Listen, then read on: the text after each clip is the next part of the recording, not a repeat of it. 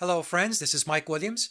I recently had the pleasure of joining Brian Stavely on his Dose of Reality podcast. Brian asked me to join him to talk about my journey in life and to share my thoughts on what it means to seek truth.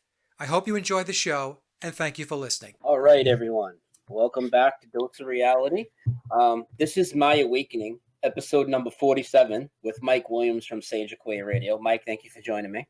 Thank you, Brian.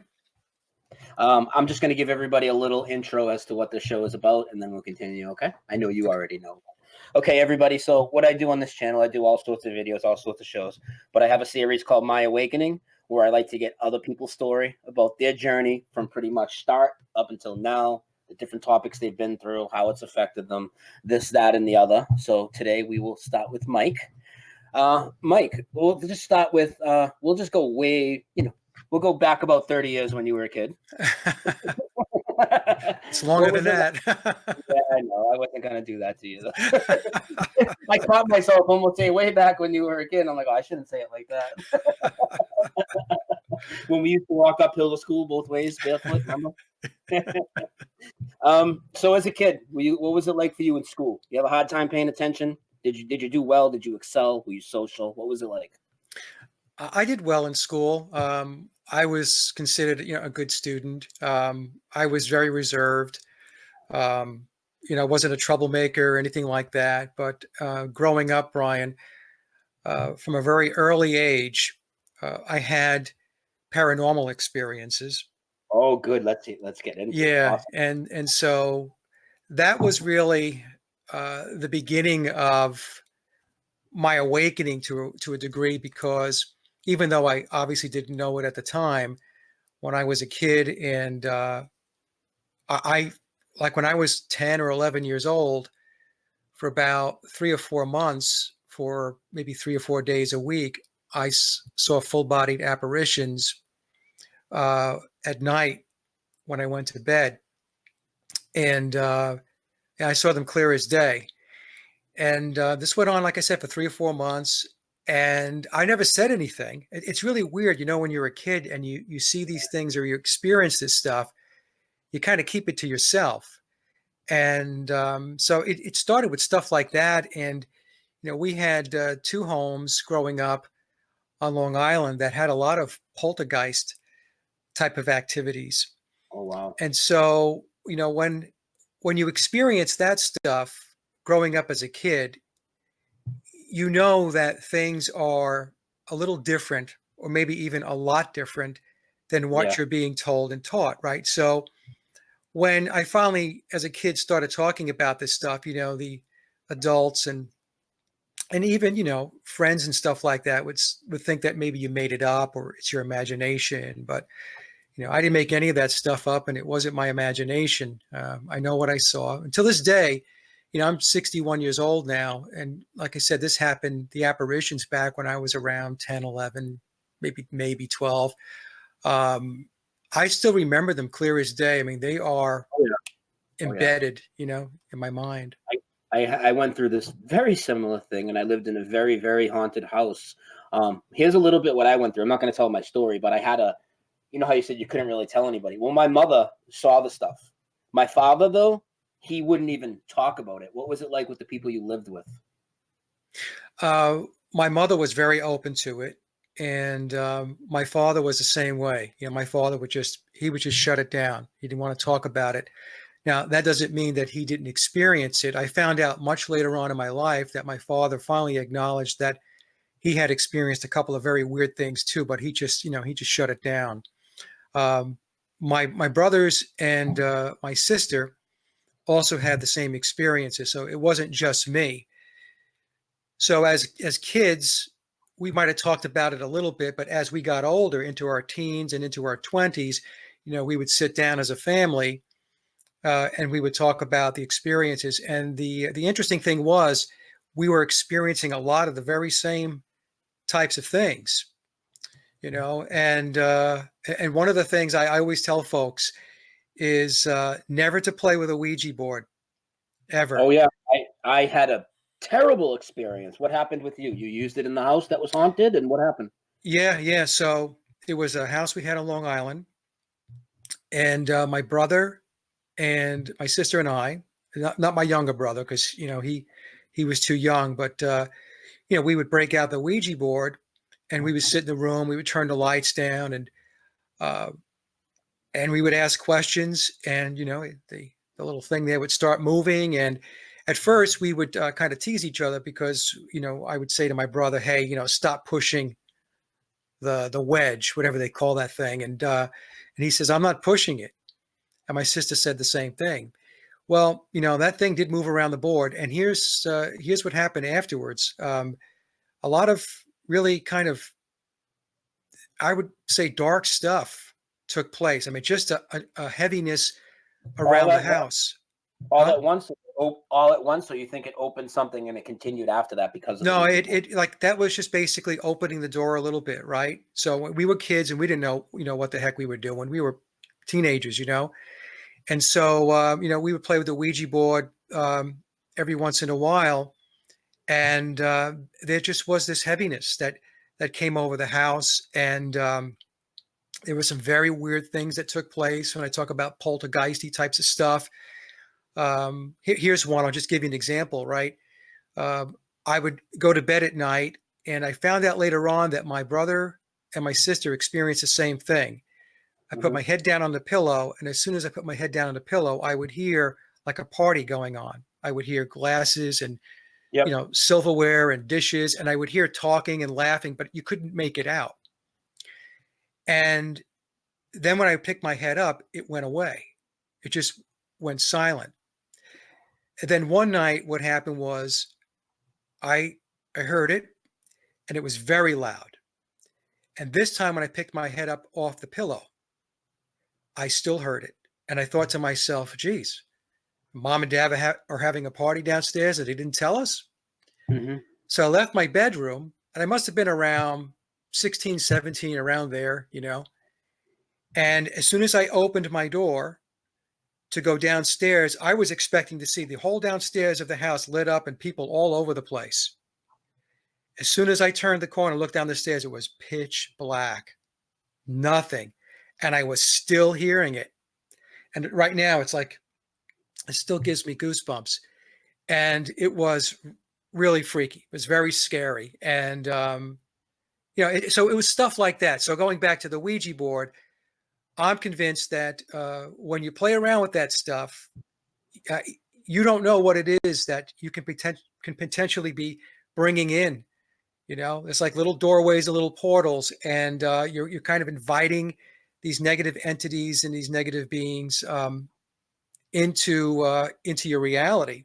And so that was that. After that, I threw the Ouija board away, and I never touched one since. And my brother and my sister, we'll talk about it every once in a while, and we all agree that that wasn't a good thing to be toying around with. Yeah. Well, a couple questions. So I had very similar, man, so similar experiences, Mike, to the point where I used to lay down, put my head down. I would hear the noises mostly from my attic, which is where a lot of the haunting was. And it was so bad, Mike. I used to bang my face off the pillow and make, this sounds ridiculous, but to drown the noise out, I Yeah. used to bang my face off the pillow and make like a humming noise until I was tired and I passed out because I couldn't deal with it no more. Now, Yeah. we lived in a haunted house, so my mom wanted to look into the history of it. And it turned out it used to be an orphanage and all this. You talk about what sounded like a friggin' banquet downstairs. What type of history was in this place that you lived? You must have looked into it. I know. I actually I didn't as much. I looked into it to the degree that on Long Island it was a lot of Indian burial grounds. You know, I don't know if that explains what was going on downstairs, like what you said, the banquet. I don't know about that, but I didn't go into great detail about researching that particular piece of property. The house was fairly new, to be honest with you. So it wasn't a house that went back and it had really any history. So it had to be the grounds itself that had the history. But it was very, very disturbing. A lot of times, Brian. And finally, we moved from that house in 1976. And, and then moved on in life. But the time that we were there, it was a number of years. all of us experience that paranormal activity. Yeah. What about now? Nothing. No, nothing now, to be honest with you. In the house I'm in right now, when I first moved into this house, there was a little bit of activity. And I would be downstairs and I would hear walking around upstairs. I mean, clear as day, somebody was like walking around. And I had gotten so acclimated to paranormal that after a while, what happens is you don't have that fear factor anymore. You just kind of deal with it, you know? Yeah. And so I remember coming upstairs just to check things out and then going back downstairs and it would start again. It's almost like they're playing a little bit of a game, right? They like to see you get up, pay attention. And then as soon as you go to where the noise is, they stop. And then you go back downstairs and they crank it up again, right? This is, at least in my experience, how it works. And I just said out loud, I said, hey, look, I'm not playing this game. You know, go find somebody else to go have fun with and bother. You know, I'm not interested. And that was that. It just kind of went away. And I found a lot of times when you confront it that way, that they will just kind of go someplace else to, you know, to go do whatever it is they like to do to spook us. How about the fact that these Ouija boards are sold in toy stores? I mean, that's pretty evil thing right there, isn't it? I mean, that's bad. Yeah, you're playing with the occult and you're playing with magic. And the thing is, you know, you don't know what you're doing, and most people don't. Especially kids. Kids aren't going to know what the hell they're doing, and they sell No, them in Chelmsford and Toys R Us. That's right. where I got mine. I bought mine at the Chelmsford Mall at Child World, like just where you would buy a board game. Yeah. Yep. It's, please, if anybody's playing around with it, don't. That's my recommendation. Yeah. So you got into your teens, and did you go to more schooling after high school? Did you go to college? Did you go to a trade school, anything like that? Yeah, you Anything? know, we finished high school, went to college. In between college, I was in the Air National Guard. I was a ball player, and I played, Baseball? Baseball? yeah, competitive. I played in competitive leagues, softball, and we had some. I'll tell you, in the military, in the National Guard, some great ball players there, and you know, and I used to play third base and some center field.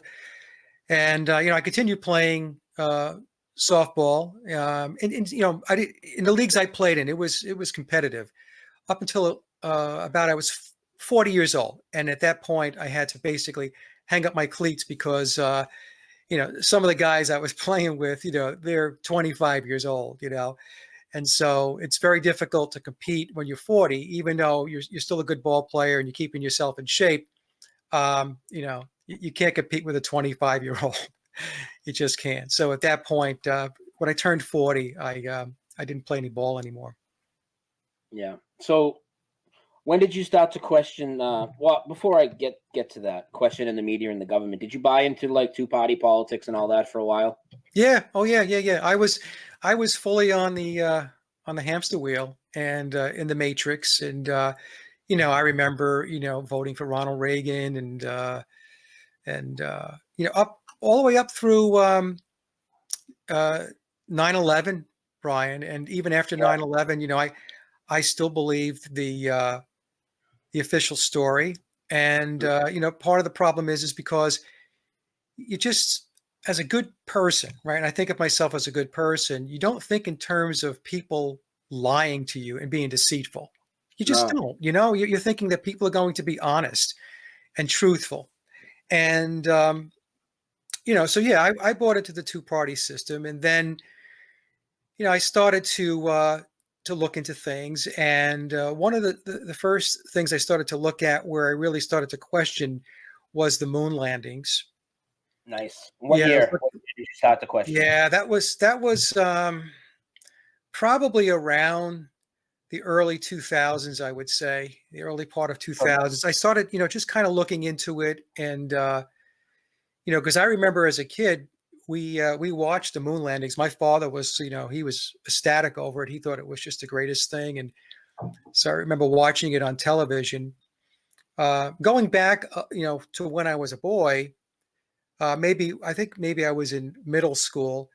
I read a book on the JFK assassination called, I think it was called Executive Action, and that was a book that kind of whet my appetite with regard to the JFK assassination uh, not being the story that we were told, the mainstream right story. Mhm. And so I got very intrigued, by that. And again, that was about middle school. Yeah, but as far as my path and how it's manifested to what I'm doing today, I would say it was the moon landings, and then it was waking up to 9/11, Mhm. and then I started to look into things like geoengineering, and I was also very much researching mind control. Mind control always fascinated me, because after you get into this, you realize that this is what all of this is all about. It's all about Big mind psycho control. Yeah, it's a big psychological It operation. That's is. what it's all about. It everything's a big psyop, and so so what happened was it kind of evolved over time. You look at something, and then that leads you to something else, and then to something Oh, yeah. else, and so it's a perpetual state of learning, I think. And even today, I mean, I don't claim to know everything. I don't, because you don't No. know what you don't know. And the recent thing going back to 2016 was up until that point. I believe the Beatles were the Beatles, and then I got on this path that talked about the replacement of Paul McCartney, and then that led to the whole psychological operation around the Beatles. And that's come late in my life. Yeah. So that the point I'm making is, it's really a process of evolving and moving along the timeline, and just figuring more stuff out as you go along. Oh yeah, it's always evolving. That's why I don't use the term woke, awake. It's a process. No, Nobody's yeah, awake, and people that go around beating their chest how woke they are. I mean, it's such a joke, honestly. We will back it up a little though. So with the moon landing, one being one of your first big things, what was it about the moon landing that finally made you question it? Was it the shadow issues? Was it the technological impossibilities? I'm sure it was a combination of all things, but what really got you? Oh man, this isn't right. Did you finally like look at the imagery with an open eye, or what was it? yeah. It was a DVD I bought, and I don't, for the life of me, remember the name of it. But they were talking about the photography and the cameras that they brought on the moon, and then they were showing the anomalies of the shadows and stuff like that. And then seeing that they were using the Stanley Kubrick, where he would have the fake background, right? So the movie set went to a certain point, and then it was a camera technique that Kubrick used, which added further depth to the picture, right, and to the footage. And so when I started looking at that, I thought to myself, okay, all right, something's up here. Um, and that really got the ball rolling on that. And I wasn't even thinking in terms of geocentrism, flat No. Earth at that Yeah. point.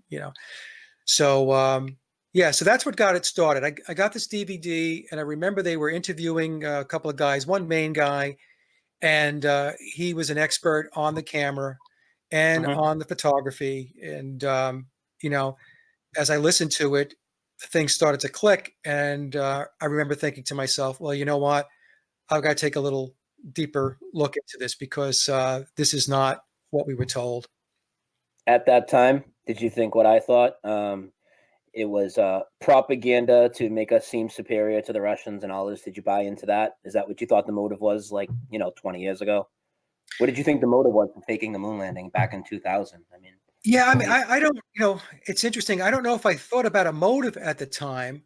Um, I thought maybe it was because they were, it was money, right? I thought that if they were able to keep this going, then they were going to be able to siphon off tremendous amounts of money Oh yeah. to be able to do whatever it is that they're doing. So when people ask me today about NASA, I tell them, well, first of all, NASA was, founded upon it's a Masonic uh, entity, and they're very heavily into black ops. So when they're taking the money, which is a tremendous amount of money daily, annually, It's certainly not going toward doing anything in space, right? So they're using this technology for other things, uh, to firm up the control apparatus, much like what DARPA does, and so on. Yeah. So, I mean, they're certainly not getting all that money to do CGI, right? Oh my God. Their CGI. I mean, one day's budget could give them their CGI that they give us for a year. I mean, it's so pathetic. Yeah.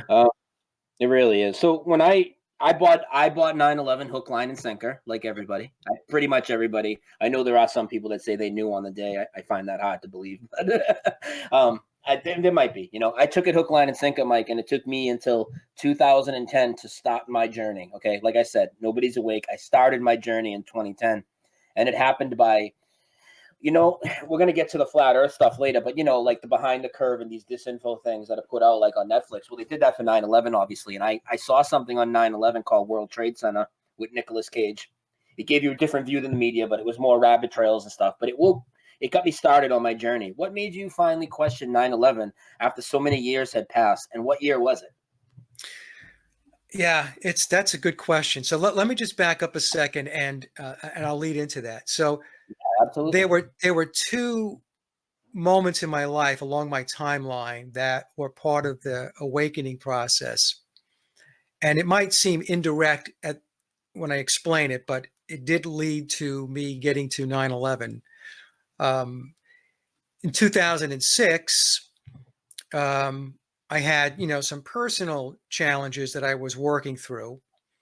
And those personal challenges made me have to step back and assess my life and take a look at, where's my life going? I mean, what is this all going to culminate to? Am I just going to keep, running on a treadmill? Um, and so, so I looked in the mirror and I took stock in myself and said, you know what, Mike, you got to make some changes, because current course and speed, this is just going to be a road to nowhere. So you've got to do something, and you've got to make some changes. And then in 2009, I had a spiritual experience, and that was a huge piece of my awakening. And what that did was that put me on a spiritual journey. So I was born and raised Roman Catholic. And I kind of walked away from Catholicism when I was around 17 years old. I was never comfortable with it. I remember going to church and just not being, I don't know, I was never comfortable in church as a kid. It didn't resonate with me. But did you just had to go because your parents were more Yeah. really into it? You Oh, had yeah. no choice. Yeah. Yeah. An Irish Italian family. I mean, you don't have a choice. You're going to go to church, right? So then, so then in 2009, I had this awakening, and just I had a vision. Okay, I don't normally talk about this, and it was real as real can be. And just to cut to the chase, basically, what I was told was, it's time.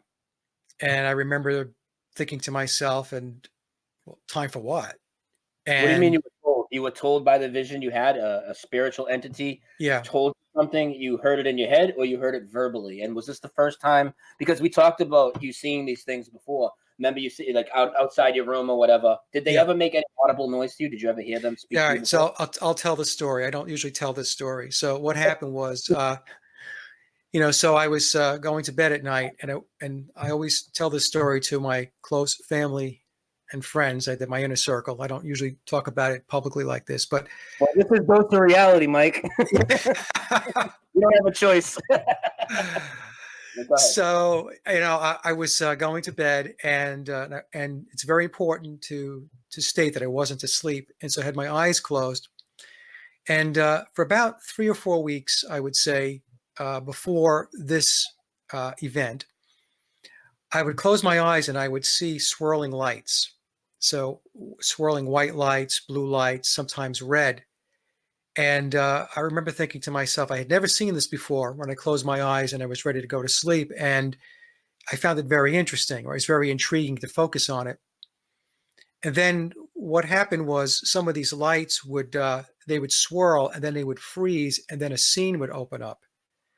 and I would see people or I would see buildings, and it was off in the distance. I really couldn't make out the people. I couldn't make out the buildings and stuff like this, but the clarity was incredible, even though it appeared to be off in the distance. And then this one night, what happened was this light was coming from the distance, and it was swirling and swirling and swirling. It was getting closer and closer to me, Brian, and then boom, it stopped, and then this face appeared. And it was like illuminating this brilliant, bright white. And the face it had a stoic appearance to it. And it was a man, he had a beard, and he was looking right at me. And again, I wasn't asleep. And it was telepathic. And I remember that there was this sense of euphoria that had come over me. There was this sense of like unconditional love. And he said to me telepathically, "It's time." And I just was like, "What's going on here?" I thought at first that I was in the presence of God, And I said, "Time for what?" And he just said again, "It's time." And then he pulled away and he disappeared. And so, because I wasn't asleep, I got up, and I remember thinking to myself, I was a bit rattled because I was thinking, what was that? What was going on? And so, it took me some time to kind of just get my thoughts collected and just be introspective and reflect back on what just happened. It was very profound. I don't know, some people are going to think this is crazy, but whatever. I mean, it happened. And it was starting at that point that things changed for me drastically in my life. I started thinking in different ways. I became very interested in different topics, topics that had to do with metaphysics. Like what? I was, I knew about metaphysics. I knew what it meant. I knew the definition, but I wasn't practicing metaphysics. I wasn't, openly practicing spiritual types of techniques. And that's when it began, and we talked before the show that I'm a hypnotherapist, and that's when I started to get into more of hypnosis and the benefits of hypnosis and hypnotherapy. And so, I'd gone to my own past life regression back in 2009 after reading a book, the Memoirs of Billy Shears. Yeah, you can't get that out of your head, dude. Scratch that. Memories of the Afterlife by Michael Newton. And I didn't know anything about Michael Newton, but Michael Newton had done tremendous amounts of work in the area of spiritual regression. So I was on Amazon and I was looking for books actually on near-death experience. I always found NDEs to be very, very intriguing. And Amazon says, "Hey, you might like this." And it was a pre-order, and it was the book, Memories of the Afterlife by Michael Newton. So I ordered the book, and the book came about, 2 or 3 weeks later. It took me about 3 days to read the entire book. It's 32 case studies of past life regression that people who are trained in Michael Newton's techniques submitted, and they took the best of the best. And the book blew me away. Absolutely blew me away. And it was after I read that book, I thought to myself, I have to have one of those sessions. Mm-hmm. And so I did. And so that was in the fall of 2009. And right after I had the sessions, I had 2 sessions. It was a past life and it was a between lives session. A between lives is when you go into very deep trance and you get to experience your life in the spirit world in between your incarnations. So it's life in the spirit world. My sessions were very profound. And after that, I decided that I was going to go train and get certified in this work. And I did. Uh-huh. And so it's been 10 years going now. So that was the beginning of of my awakening, because that spiritual piece of it was huge. So the 2006 piece was, hey, take stock in yourself. The 2009 piece was, hey, you've got to pay a lot more attention to the spiritual aspects of your existence and your reality. It's not all this physical world. Physical world is something you experience that helps you to develop and your spirit, your soul, right? Your soul needs its development in order for the soul to ascend. Mhm. And so it was that spiritual awakening that then led me into things like watching DVDs like 9/11 Mysteries, Sure. uh, DVDs like that. Loose Change, I think, was another one, Yeah, right? So I those started watching this stuff, and I was watching it now with like this open mind that I really didn't have before. I mean, previous to these experiences I had, I would have paid no attention to any of this stuff, and all of a sudden everything opened up. It was like the curtain was pulled aside, and I was given an opportunity to look behind the curtain. And so, that was that. And then I started the blog back in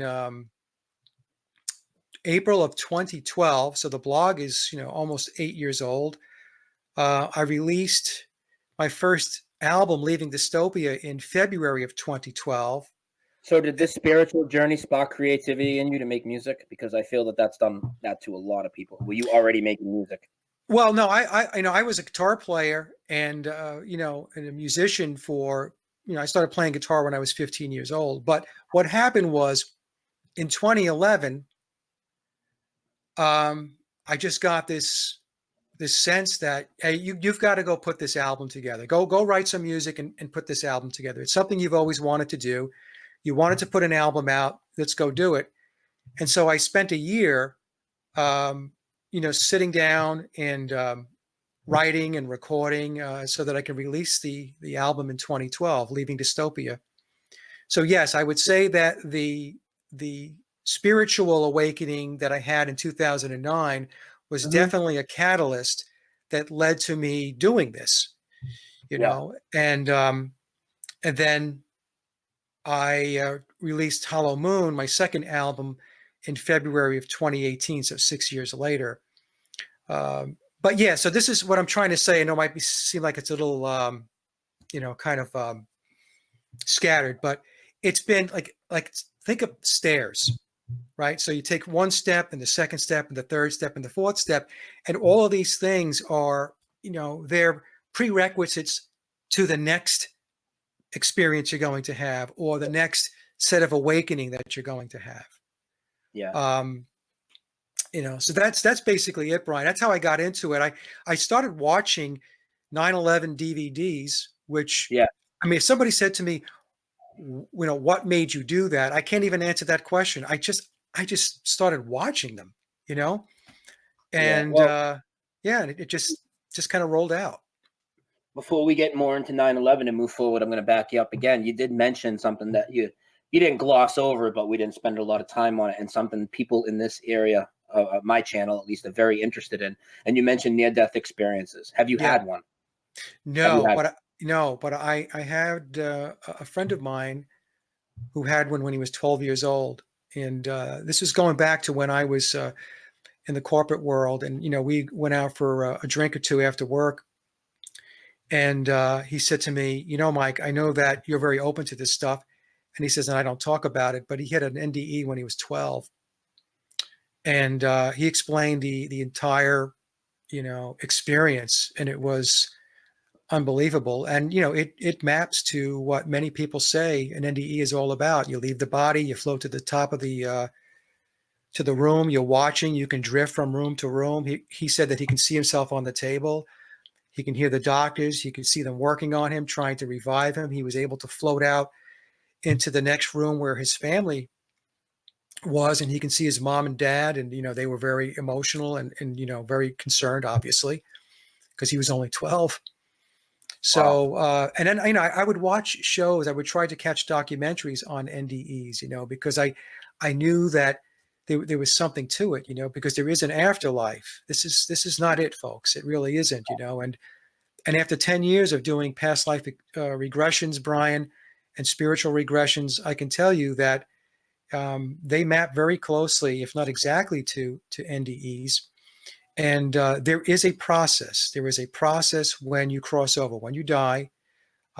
It's not this haphazard way of finding your way to the spirit world. There's a very systematic approach to how it works. Yeah.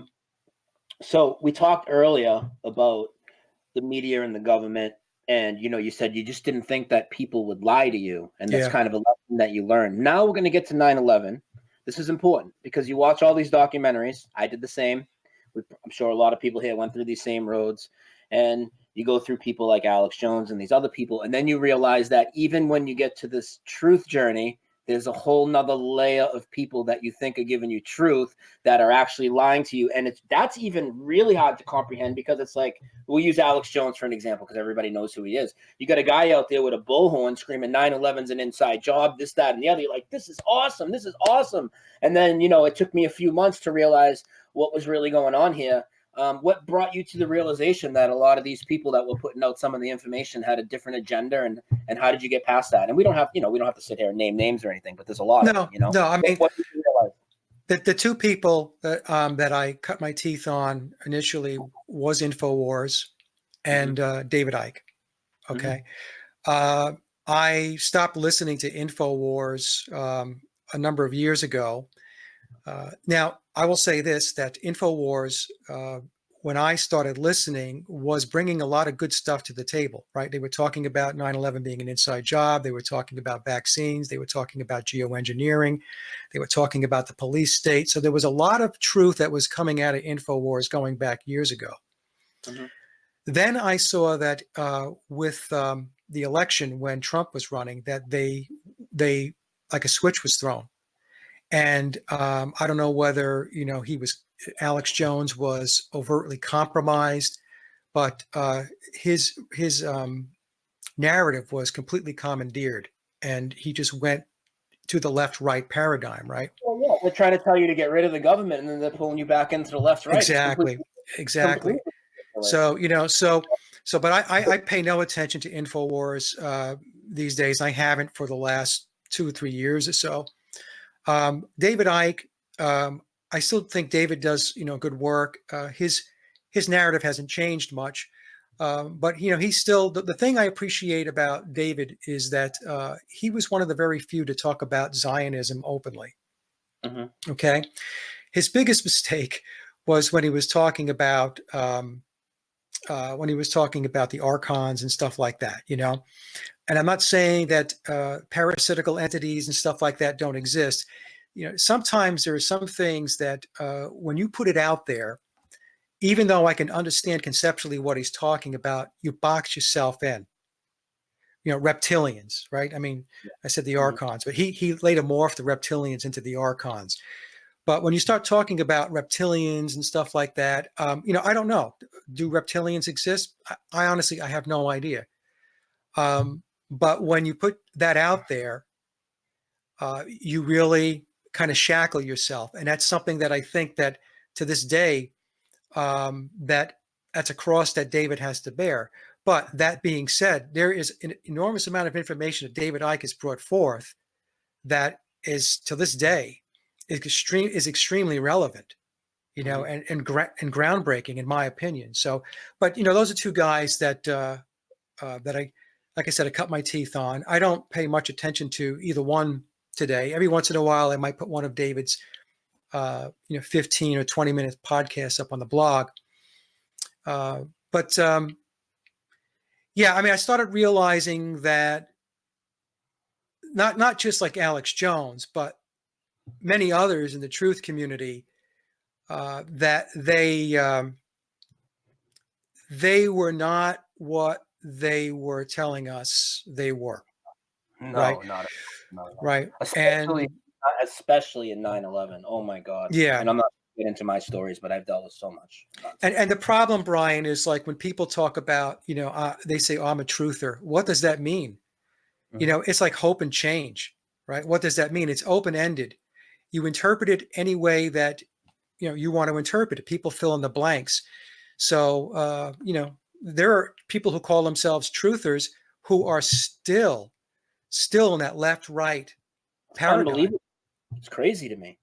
You I know, mean, there's people that flat earthers that are in the left right, which really, and we'll get to flat earth later. But I mean, yeah, the people that are still into the left right, it's crazy. And another thing, Mike, too, is these a lot of the truth is, and a lot of them aren't doing it. They're not doing it on purpose, but so many people are just quick to see the latest fear porn from somebody like Alex Jones and just share it all over the media and share it and never use any discernment. And I'm not saying there's not things to be fearful of in the world, but they don't use any discernment and they just share it, and that's become a big problem for me. Look, the problem that we have in the alternative research community, everybody wants to have a critical mass, right? There's never going to be a critical mass. And one of the things I've learned, having done this for as long as I have, Brian, is that everybody's all over the place with their belief systems. You'll hear people say, well, my truth is. And my response back to that type of comment is that when you say my truth is, that's a perspective. That's not a truth. Truth is binary. It's true or false. It's on or off.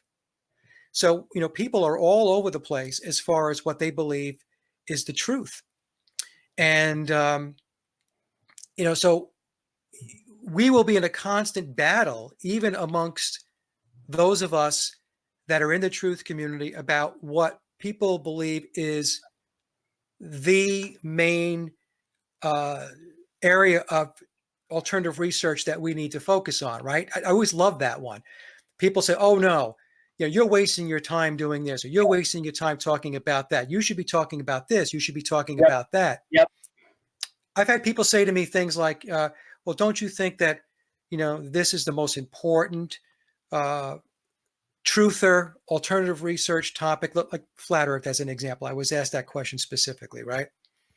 And I said, no, I don't. And they said, well, you don't? I said, no. I said, go talk to a parent who has a vaccine injured child.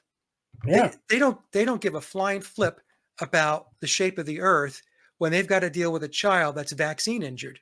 Okay. So the big thing that we have to realize, or at least this is how I come from it, I come at it, is that this is an individual journey. Okay.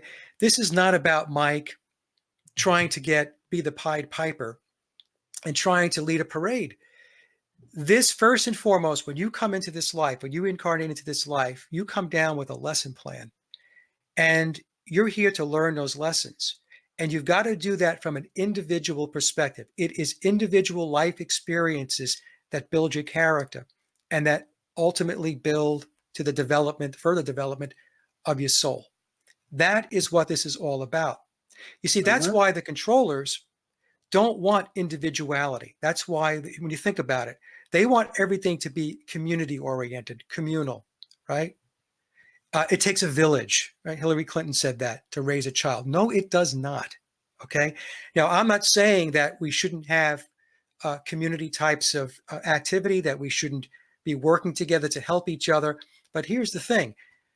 The community is only as strong as each individual.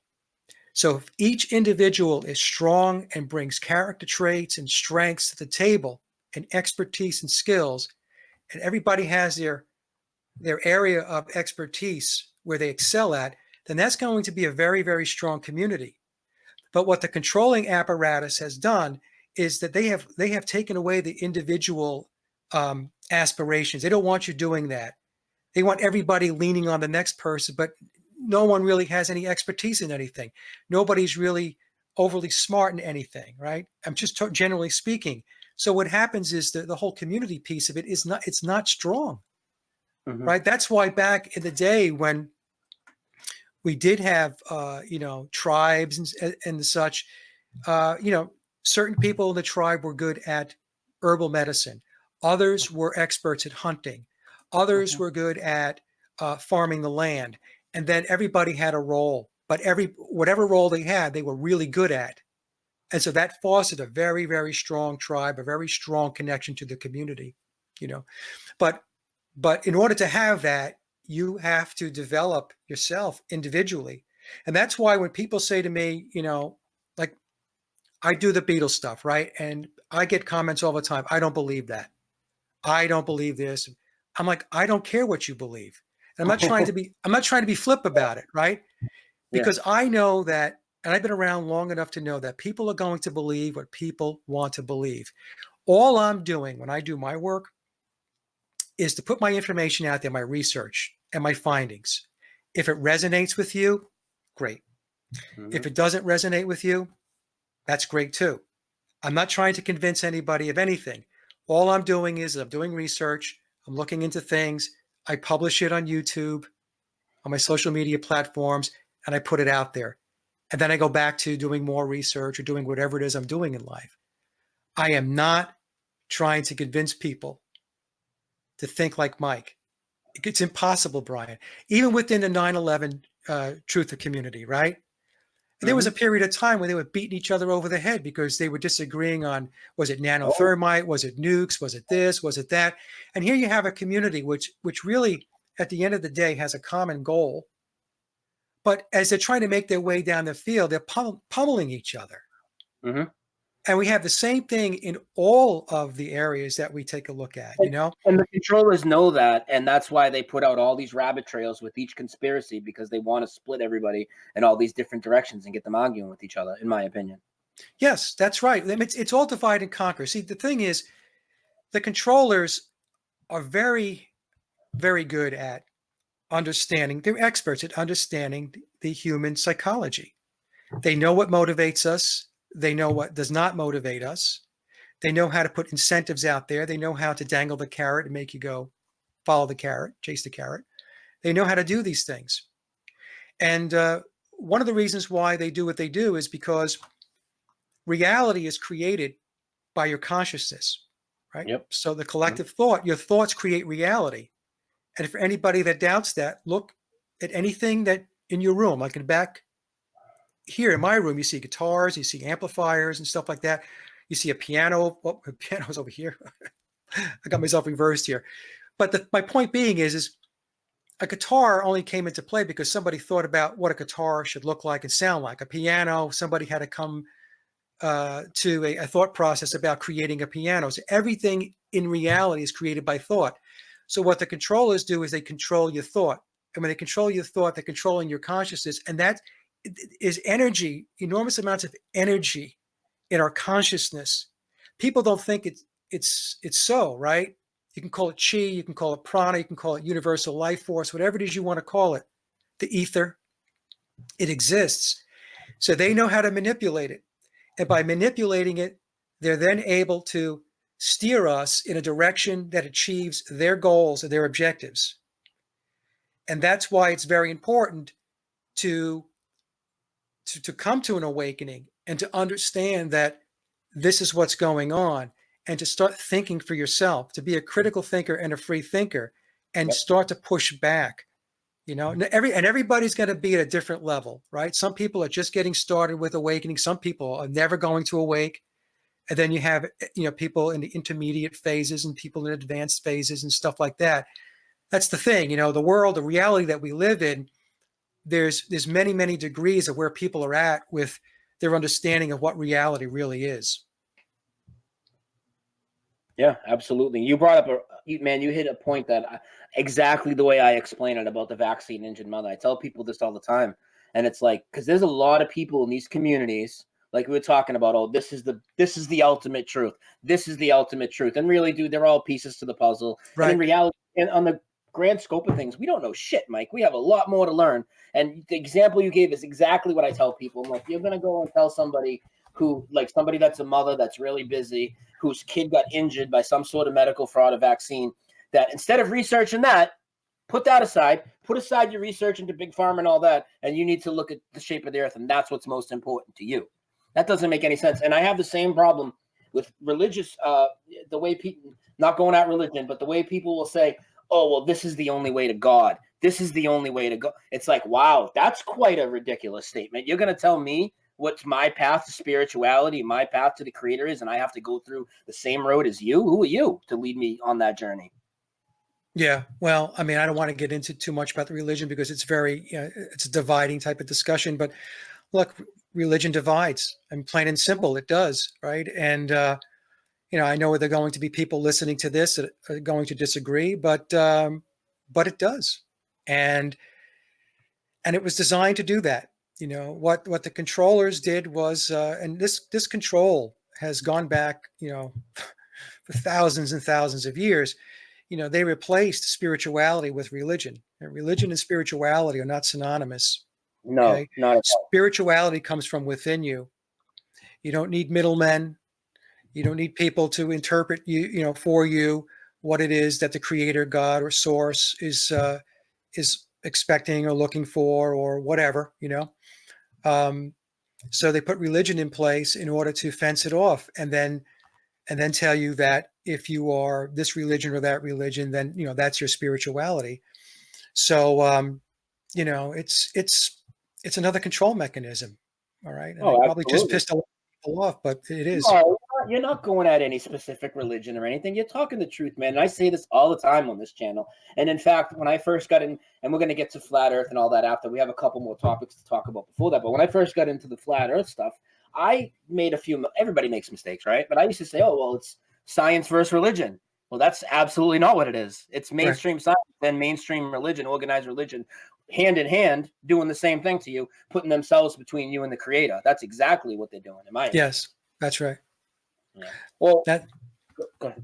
no, I was going to say, because this journey that we're on, most people think in terms of the physical world only, but the thing is, this journey is about physical and it's about spiritual. So the analogy that I use is, the football field's 100 yards, and so 50 yards of it is the physical experience and the physical reality, and the other 50 yards is the spiritual awareness and the spiritual awakening, and we're supposed to balance that. Okay, we're supposed to have balance, but most people, they don't spend any time on the 50 yards that contain the spiritual experiences. They really invest heavily into the physical piece of this thing, and many people in the truth community, that's their issue, right? Their issue is that everything is about the physical piece of this thing, Yep. changing the physical world, changing the physical reality. When the point I'm trying to make is that when you do that, your scale is like lopsided. Okay, here's where I come from with this. This physical reality will change when Mother Earth goes through her cycles, right? So I subscribe to, we have the Iron Age, the Bronze, the Silver, and the Gold. Everything has cycles. Our life is a cycle. We're born, we live, we die. We have the 4 seasons. Everything has a cycle. Nature, everything goes through cycles. Earth is no different. So we happen to be in an age right now, the Iron Age, where it's just loaded up with lies and deception, and it is also disconnecting you from source. That's what the Iron Age does. It disconnects you from source, from creator, from God. And it's showing you, it's teaching you what it's like not to have that connection. And then you have to say to yourself, how do you like a reality or a life or an experience where you're disconnected from the divine? Well, that's not so good, right? So you have to balance it. And too many truthers, too many people in the alternative research don't do that. They only play on half the field. And so what happens when you only play on half the field is you formulate a doom and gloom narrative. Everything is negative. Everything is bad. Everything is evil. There's just going to be misery down the line unless we all wake up and all that stuff. You know exactly what I'm talking about, right? Oh yeah, I mean, I deal with these people trapped in the physical so much, and obviously, and we'll get to Mandela effect later on too. Yeah. But talking about that with people are so trapped in the physical. Even people in all these different communities that that they're affected, they would get it. But if they can't prove it with science or an equation, to them it doesn't exist, and it's like, well, why don't you just go back to the globe? I mean, because isn't that what we're learning here? That there's a spiritual journey happening, that there's a creator and all this. But then on the other hand, oh, well, these things can't change in reality, or these near-death experiences can't be real, or the ghosts you're seeing can't be real, Mike, because I can't put that down in an equation. Just go work for NASA then. Right. I mean, that's how I feel about it. The thing is, you have to have the spiritual piece of it in order to really understand and assess what's going on with the physical world, right? You have to have the higher perspective. You have to see this is a school, okay? This is a school where we learn. That's what this is all about. And once you understand that, then you can see it for what it is.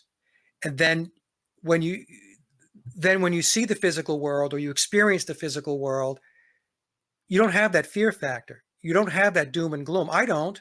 I look at this as the things that I've learned in the physical world have helped me to avoid the traps of the physical world. Mm-hmm. Like I mentioned on a show I did with Owen Benjamin, right?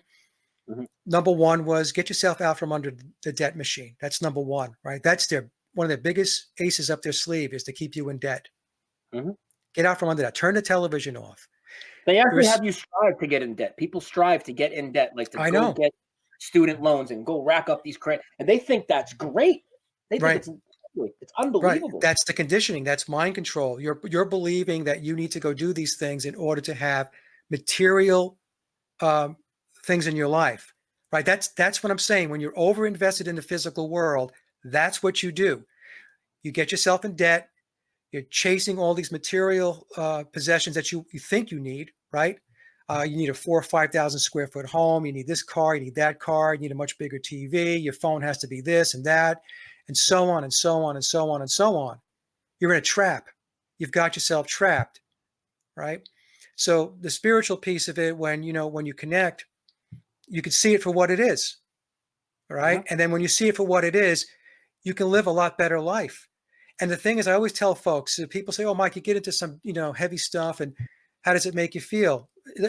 I'm okay with it because, as I mentioned, I take the information I have and I try to fit it so that I live my life better. I live a happier life. And the thing is, we need to spend time with our family and our friends. Okay. And there's a lot of good in the world. There's a lot of love in the world. But what we're shown, if you put that stupid TV on all the time, you would never think anything good ever happens in the world. Nope. But good happens in the world all the time. And so those are the things that I focus on. I see a lot of people doing a lot of good.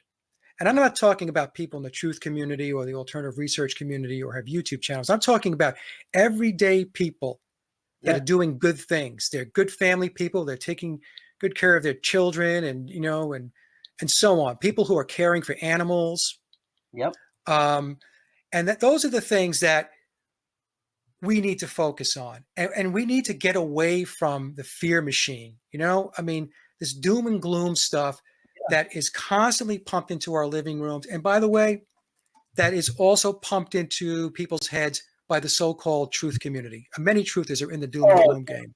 Absolutely. That's one of my biggest problems, especially, a lot of these channels with tons of subs and stuff. That's how they do it. They just push fear.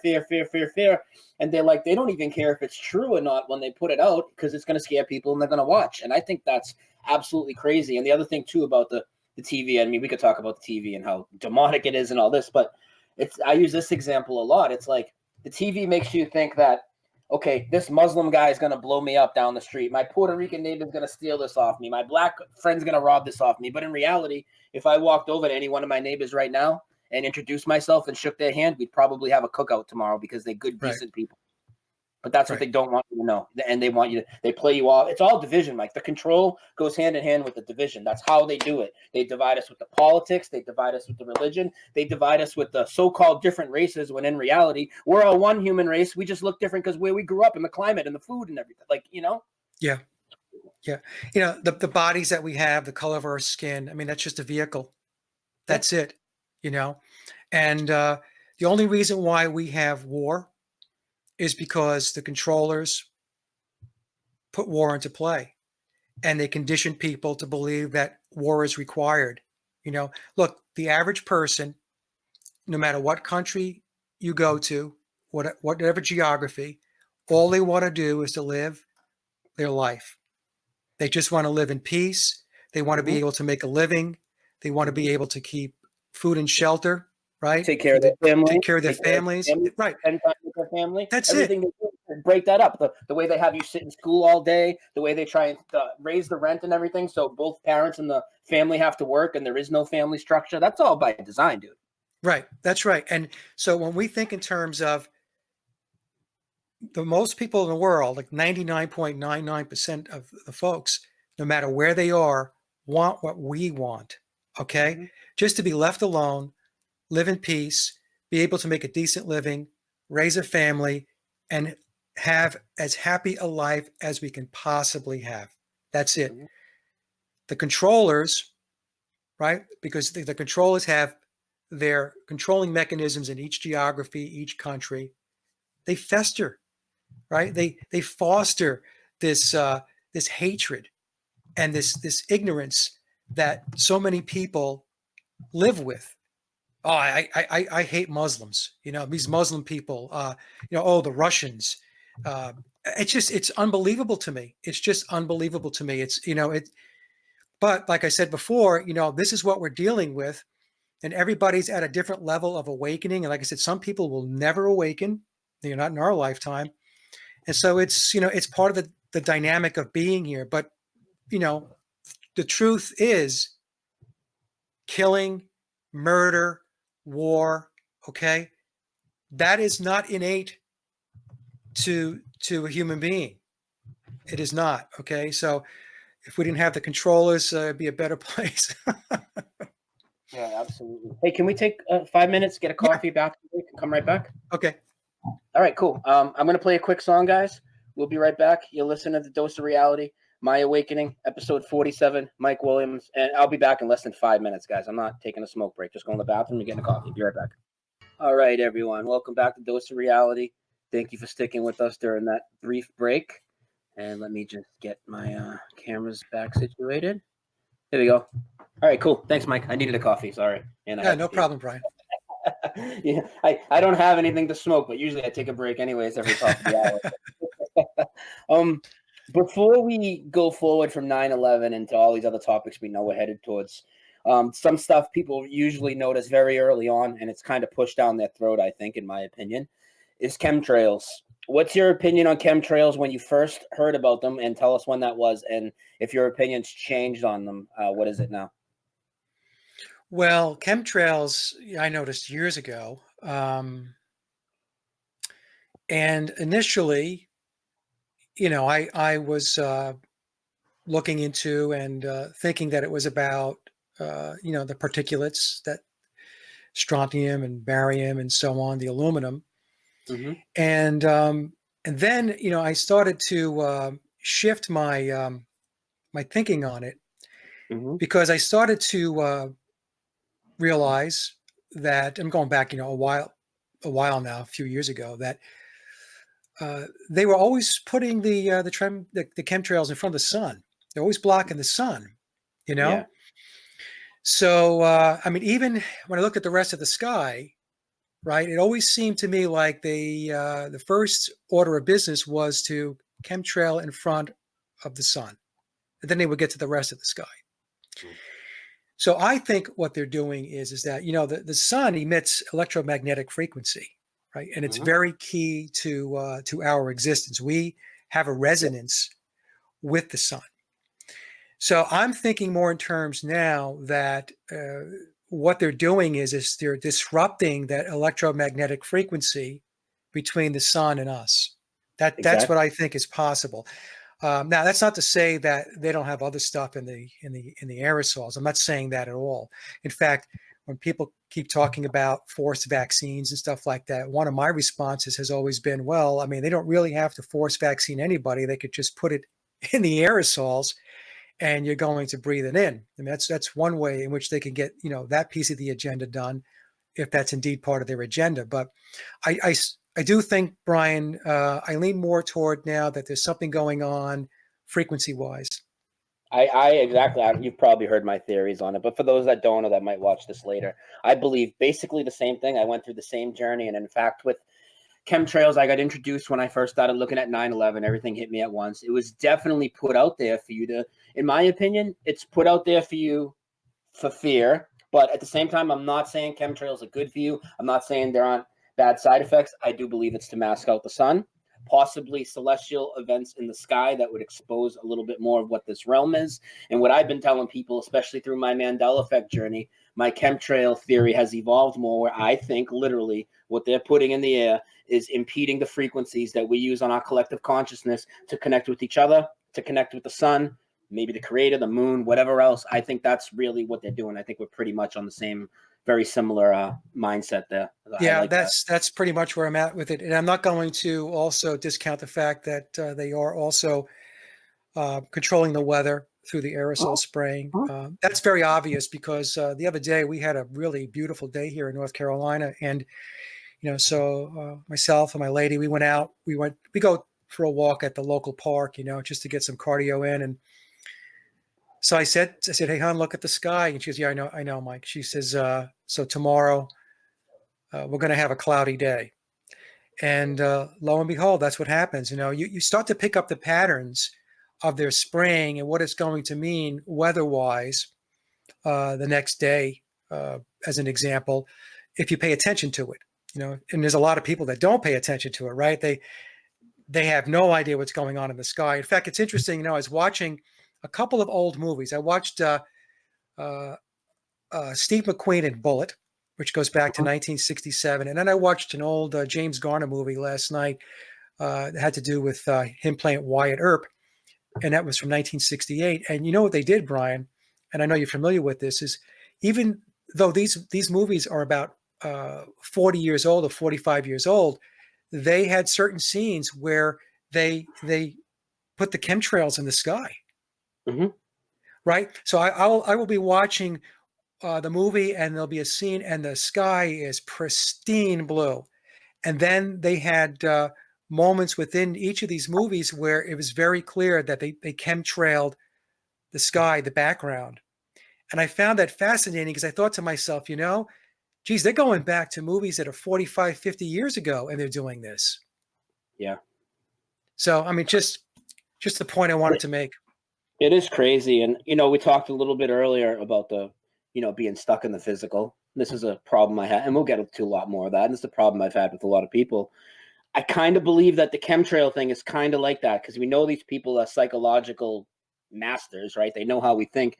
And I think if you look at it like this way, and you have all the truthers running out saying, "Oh, these chemtrails are here to kill you, kill you, kill you." They don't want to kill us. They want to control us. Okay. I'm not saying they want us to live long, healthy lives. I do believe they don't want us to live too long because we can pass on firsthand knowledge. It's harder for them to, rewrite history and everything. If we can get firsthand knowledge from my grandparents who are 100 years old, that doesn't happen anymore. But I do feel it's like this. It's like you will have all the truthers, running out, pushing the fear with it. It's here to kill you. It's here to kill you. It's here to kill you. Then you'll have all the normies, contrails. So you got contrails versus chemtrails, but nobody's looking at the spiritual aspect of it at all. It's completely ignored. Would you agree with that? Yep. And it's funny. I mean, I did shows going back a number of years ago where I talked about, the chemtrails and being the thing that's going to kill us, the slow kill. That's what it was being referred to, right? The slow kill. And I did shows on that. I had guests on that talked about that. So, that's where I was at that point in time. I was believing that that's possibly what it was about. But I agree with you, Brian. I believe today it's more about interrupting those frequencies and interfering with the consciousness, and that consciousness awakening and having a more spiritual awareness. That's where I believe it's at. Yeah. Well, while we're still on chemtrails, yes, we're going to get a little crazier for people, and something I've talked about here and there, maybe not here and there, maybe a little more often than not. What do you think about the method of delivery of what we're seeing? Because I've seen some things that certainly don't look like real planes. I think there's possibilities it's spiritual things that are leaving these chemtrails. I've seen orbs turn into planes. I've seen planes that appear holographic in nature leaving these things. I don't think it's human. What do you think? Because I don't. Now, let me just preface it with this, people. We always talk about these things like Sandy Hook and these other things. I won't go too deep into that for obvious reasons, but it's like, well, how could somebody just walk into a school and do that, blah, blah, blah? Well, it's because nobody could. Nobody does do that. How could a pilot willingly do that and spray all these people? I don't know if human pilots are doing it, but what is your opinion on chemtrails, of how the method of delivery is done? I think that most of the planes are drones. And, I have these great binoculars. And I spent some time going back about, I don't know, maybe a year and a half, 2 years ago, And I would sit outside on my deck, and I would take a look at these planes. And what I noticed was these most of these planes did not have any windows, No. so they were not, passenger planes.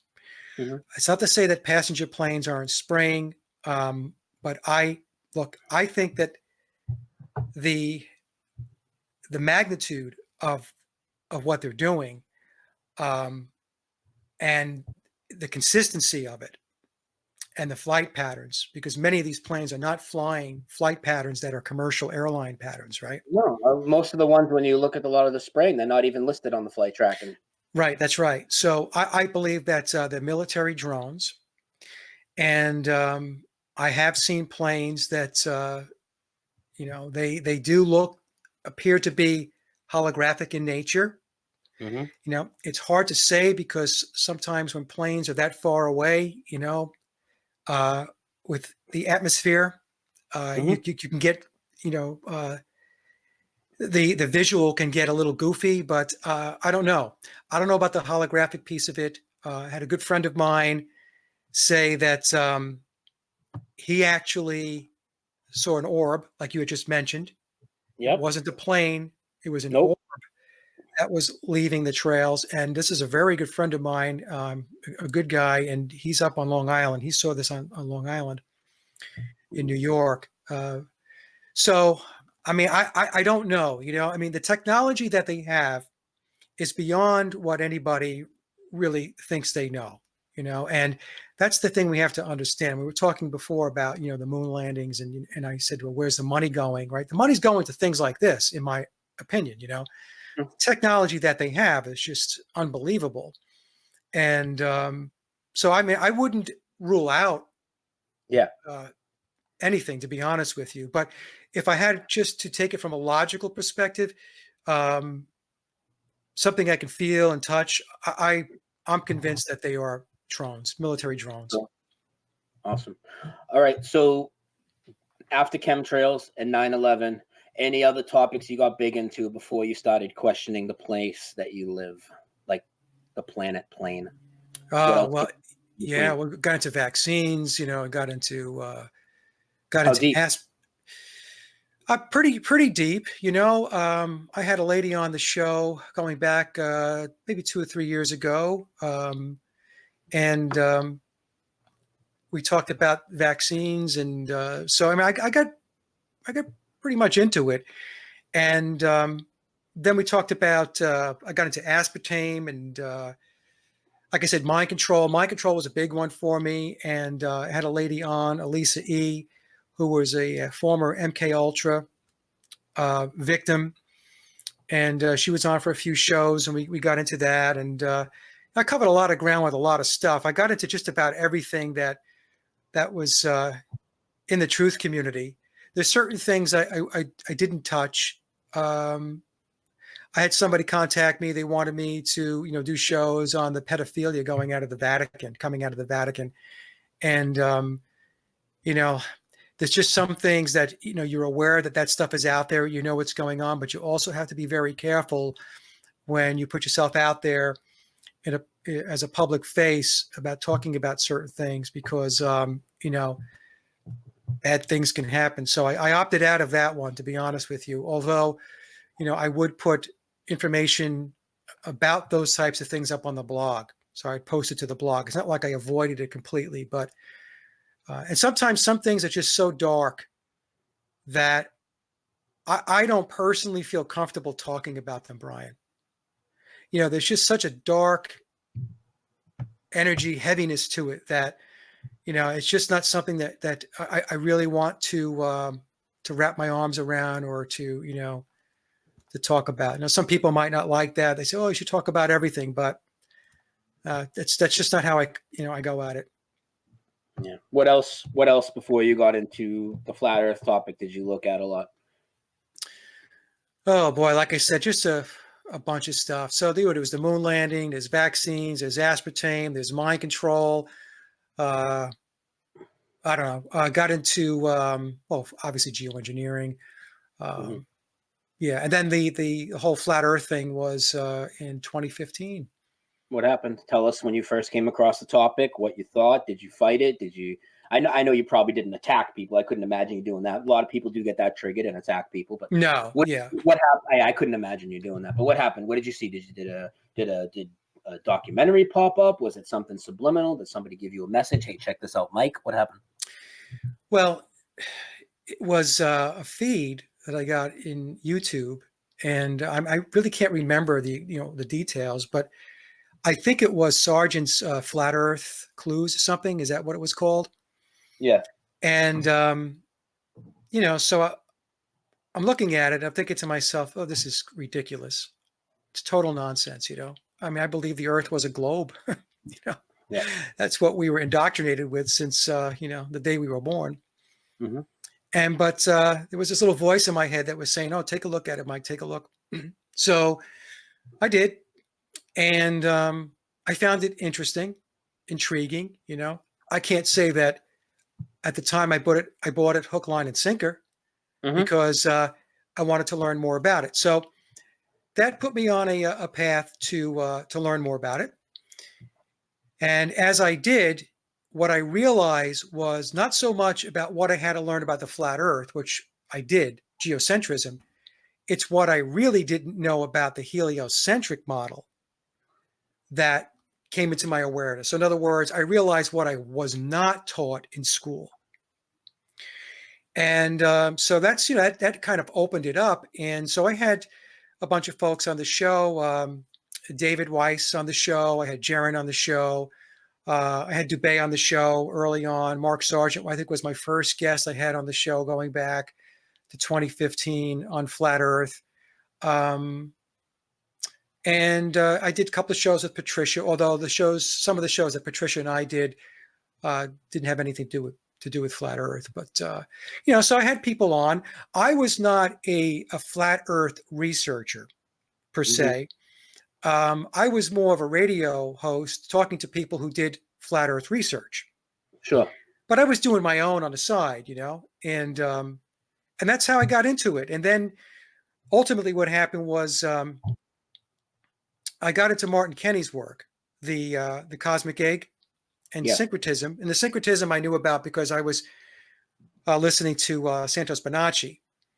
And so the cosmic egg theory is something that really resonates with me because that takes it beyond, it's flat, there's a dome, they're hiding God. I mean, that was basically the elevator speech for the flat Earth community for a long time. And it still is, to a large degree. But I said, there's got to be more to it. And so when we got into the whole cosmic egg theory, Martin's work, like I said, that really caught my attention. No, you said a minute ago you learned some things about the heliocentric model that you didn't know. That's what was kind of big to you. What were some of those points that you probably learned more recently and just didn't make any sense to you? Like spherical trigonometry, as an example, right? The trigonometry involved in calculating how much of a curvature you should have over a certain amount of miles, right? Mm-hmm. So I mean, and that calculation is not something that the geocentric or the flat Earth community came up with. That's the math that we're given in school, right? That's the math that we're taught to us. That's mainstream math to calculate curvature. And, so that, and also, when I was traveling on airplanes a lot, we'd be up at, 30,000 feet and I would look out the window, had a window seat, and, the horizon was at eye level. And how could that be? If you're at 30,000 feet and you're on a big ball, you're going to have to look down to see the Earth if it had curvature. And you didn't. I mean, if you look out an airplane window at 30,000 feet, right? The horizon's right there. It's at eye level. So it was stuff like that, water not curving, obviously, Yeah. All of that stuff, all of the stuff that we've talked about over the last 4 or 5 years is what caught my attention. But I would say the math piece of it was the bit that really was a convincer for me because I don't live far from the beach, and so we go to the beach, and I would take a pair of binoculars, and and there were ships that you can barely see, and then as soon as you took the binoculars and you looked out over the horizon, whoop, they came in. right? They were there. They weren't over a curve. They were there. So You it's mean just, you mean your magic camera didn't lift the boat up over the water? exactly, the magic camera, the magic binoculars didn't lift the boat up, right? So it's perspective. It's how we see, and so it was stuff like that. And and we're not spinning. Obviously, we're not spinning. And the whole theory that the gravity pulls the atmosphere with us. I mean, that's just a theory. That's just nonsense, right? Crazy nonsense. Yeah. Selective gravity, the most selective force ever. I mean, come on. Yeah. Well, people will say, they'll try to say, well, it's like when you're in a car and you got the windows rolled up, you don't actually feel the wind. I'm like, yeah, that's interesting. I said, but what happens when you're in a convertible, right? Yeah. Right. And you're going at 60 miles an hour or 40 miles an hour. Guess what? Right. You're gonna feel the wind. So all of this stuff was concocted, to explain away the holes that are in the heliocentric model. Now, the thing that people need to understand, though, is that I think the mistake that a lot of people make on both ends of the spectrum, whether it be flat Earth or heliocentric, is that that the heliocentric model is a representation of the ancient mystery religion philosophies. Okay, so what I mean by that is that circles and curved lines are considered divine. Okay, so the heliocentric model, when they talk about Earth being a globe or elliptical orbits, which are curved lines and stuff like that, the people that are giving us what is referred to as scientism, NASA, and so on, this is all Freemasonic mysticism that's given to us, based on the ancient mystery religions.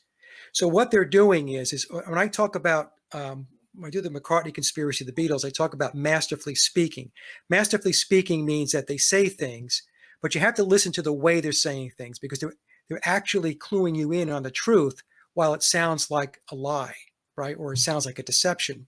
And you think they have to do that, right? I believe that they have to do that. That's how we give them consent. Would you agree with that? Yeah, yes, yeah. So the thing is, if you don't break the code, if you don't understand how to interpret how it is they're speaking to you or how they're presenting to you, then there is implied consent, right? So if you don't say anything or do anything, then it's implied that you consent. Now, what I mean about what we need to be careful about is, so if we take a look at the cosmic egg theory as an example, we have the Earth is flat; it's a stationary plane. Okay, so it's geocentric, but the Earth has a toroidal field. That toroidal field, this electromagnetic field that we have, actually creates the globe or the circle around the flat plane, the stationary plane. So when NASA tells you that it's a globe, what they're really telling you is that it is a globe or globe-like once you factor in the toroidal field, which is the Van Allen belts, right? So when they talk about the Van Allen belts, what they're really talking about is this electromagnetic toroidal field that goes around the flat stationary plane.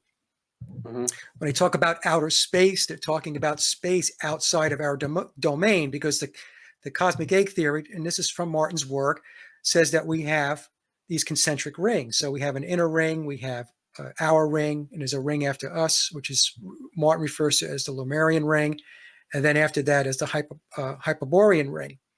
Each ring has its own toroidal field. So in other words, it has its own dome or barrier. So outer space would be the space outside of our domain or our concentric ring, right? Extraterrestrial only means extra land. That's all it means, more land. So when they talk to us about this stuff, they talk about aliens, right? Well, aliens would be beings that are outside our concentric ring, which Martin refers to as the Atlantean ring, right? And the inside ring would be the Aryan ring. So anyway, I mean, not to get too much into this, and Martin is a much better person to talk to about this than I am. But the point I'm trying to make is that I believe we have to be more open to understanding that it's not this black and white thing. That's the trap that a lot of people fall into.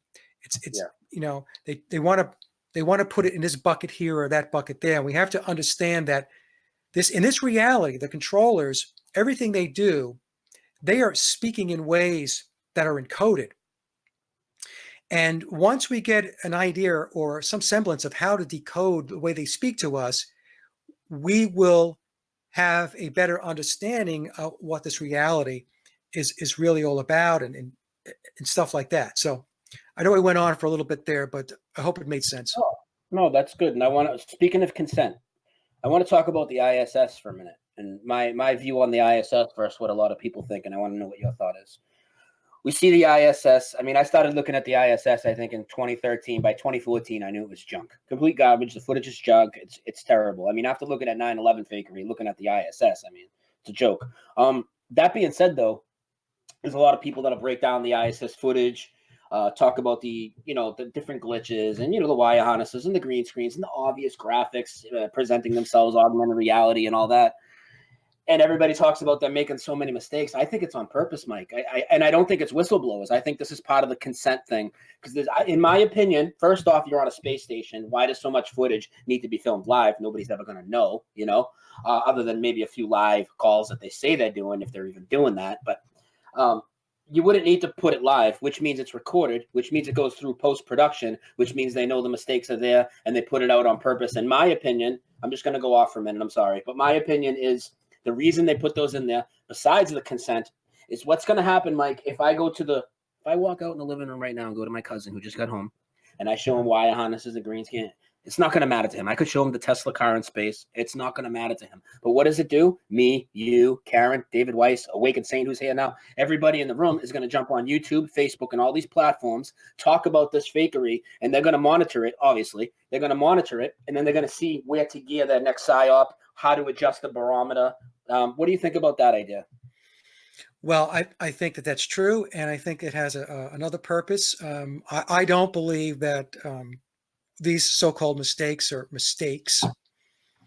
They're put out there intentionally. I think number one, it is part of the process of them basically showing you, for those that are awake, that hey, you got it right. That this is not what most people think it is.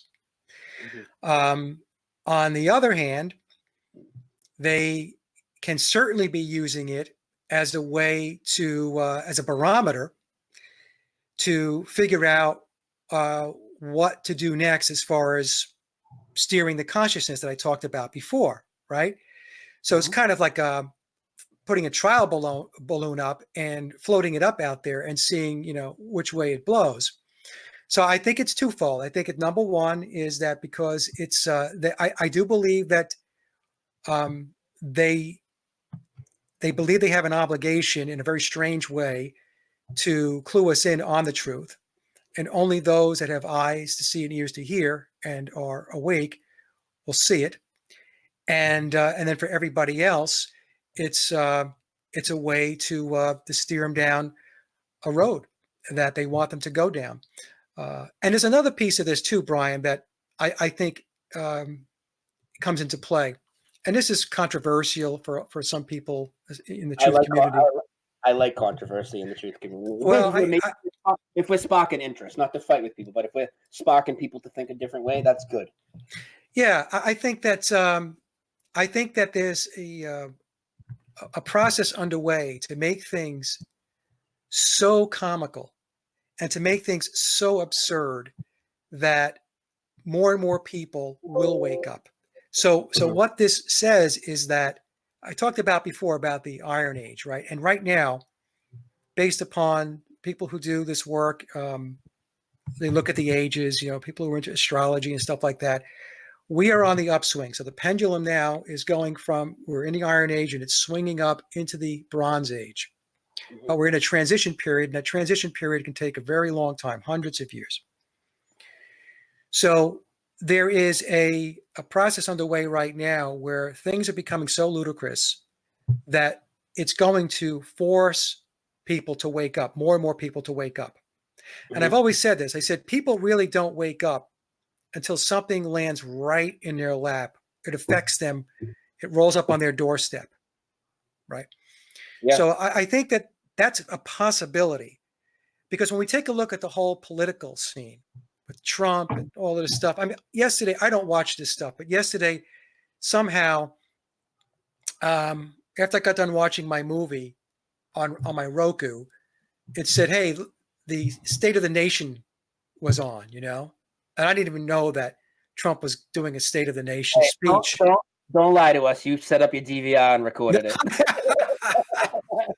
I had no idea. So I was going to blow past it. And then this little voice in my head said, "No, Mike, just tune in a little bit and listen to the nonsense, So I turn it on and, there he is, my friend of mine calls him Agent Orange. He looks like he goes to a tanning booth every day. He's got that ridiculous hair. He's got Mike Pence sitting behind him. He's got Nancy Pelosi, who looks like, she's just barely alive.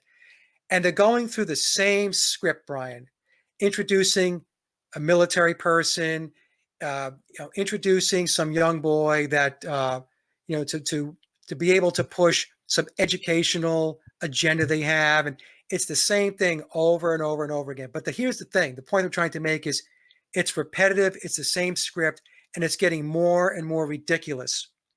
And so I'm thinking that at some point, people have to wake up, because I have friends, okay? I'll just say friends, who are starting to question things that I never thought in my life that they would question anything. I just thought that they had their heads so submerged in the cement of the matrix that they would never, ever wake up.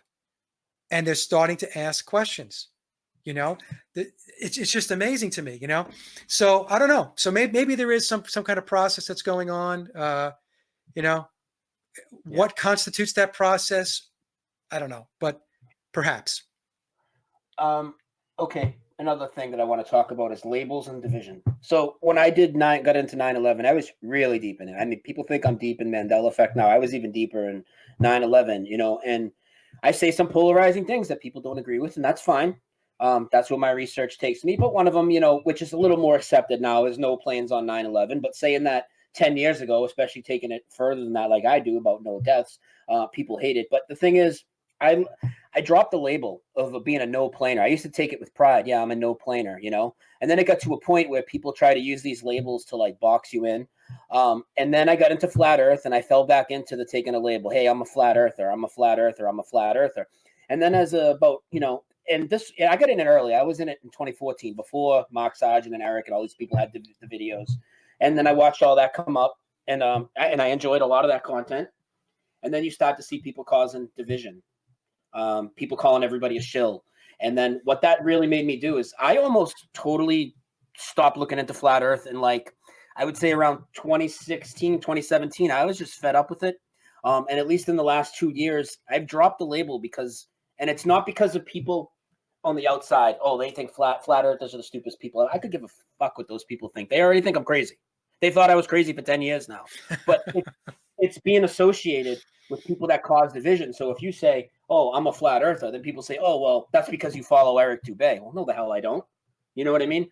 What do you think about the people that are causing division? Did it make you step away a little bit? I mean, we've kind of talked about this, so I have an idea a little bit. What do you think about the label of a flat earther, and where do you stand on everything now, and why? Well, we have to walk away from labels, because these labels are put out there. They're created intentionally. So if we go back to a conspiracy theorist, right, that goes back to the JFK assassination. So that's where conspiracy theorists first got legs, and that label was created, right? And then they label people conspiracy theorists, right? Mm-hmm. And then with chemtrails, that's another label, right? It's geoengineering.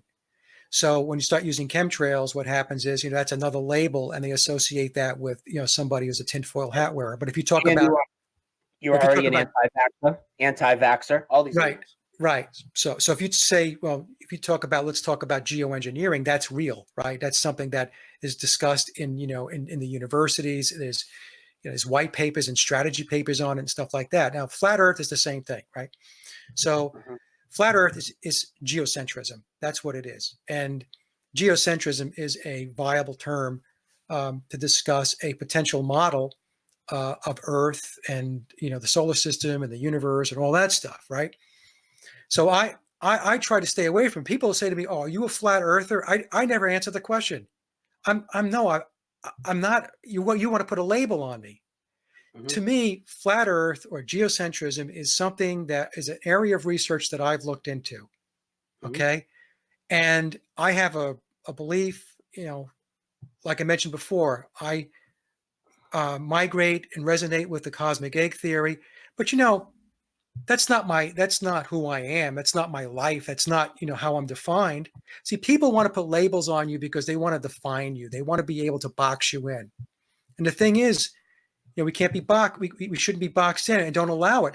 But there are people out there that's what they're paid to do, right? That's their lot in life, is to create division. Yep. And I'm not going to say who these people are. People can determine for themselves Hmm. who these folks are. I mean, I have my list of people that maybe at one point that I used to listen to that I no longer listen to. In fact, there's very few people in the truth community and the alternative research community that I spend any time listening to on a consistent basis. Very, very few. And that's because I found the best way to go about this is to go about it quietly, is to go about doing your own work, your own research, formulating your own ideas, maybe testing some of those ideas.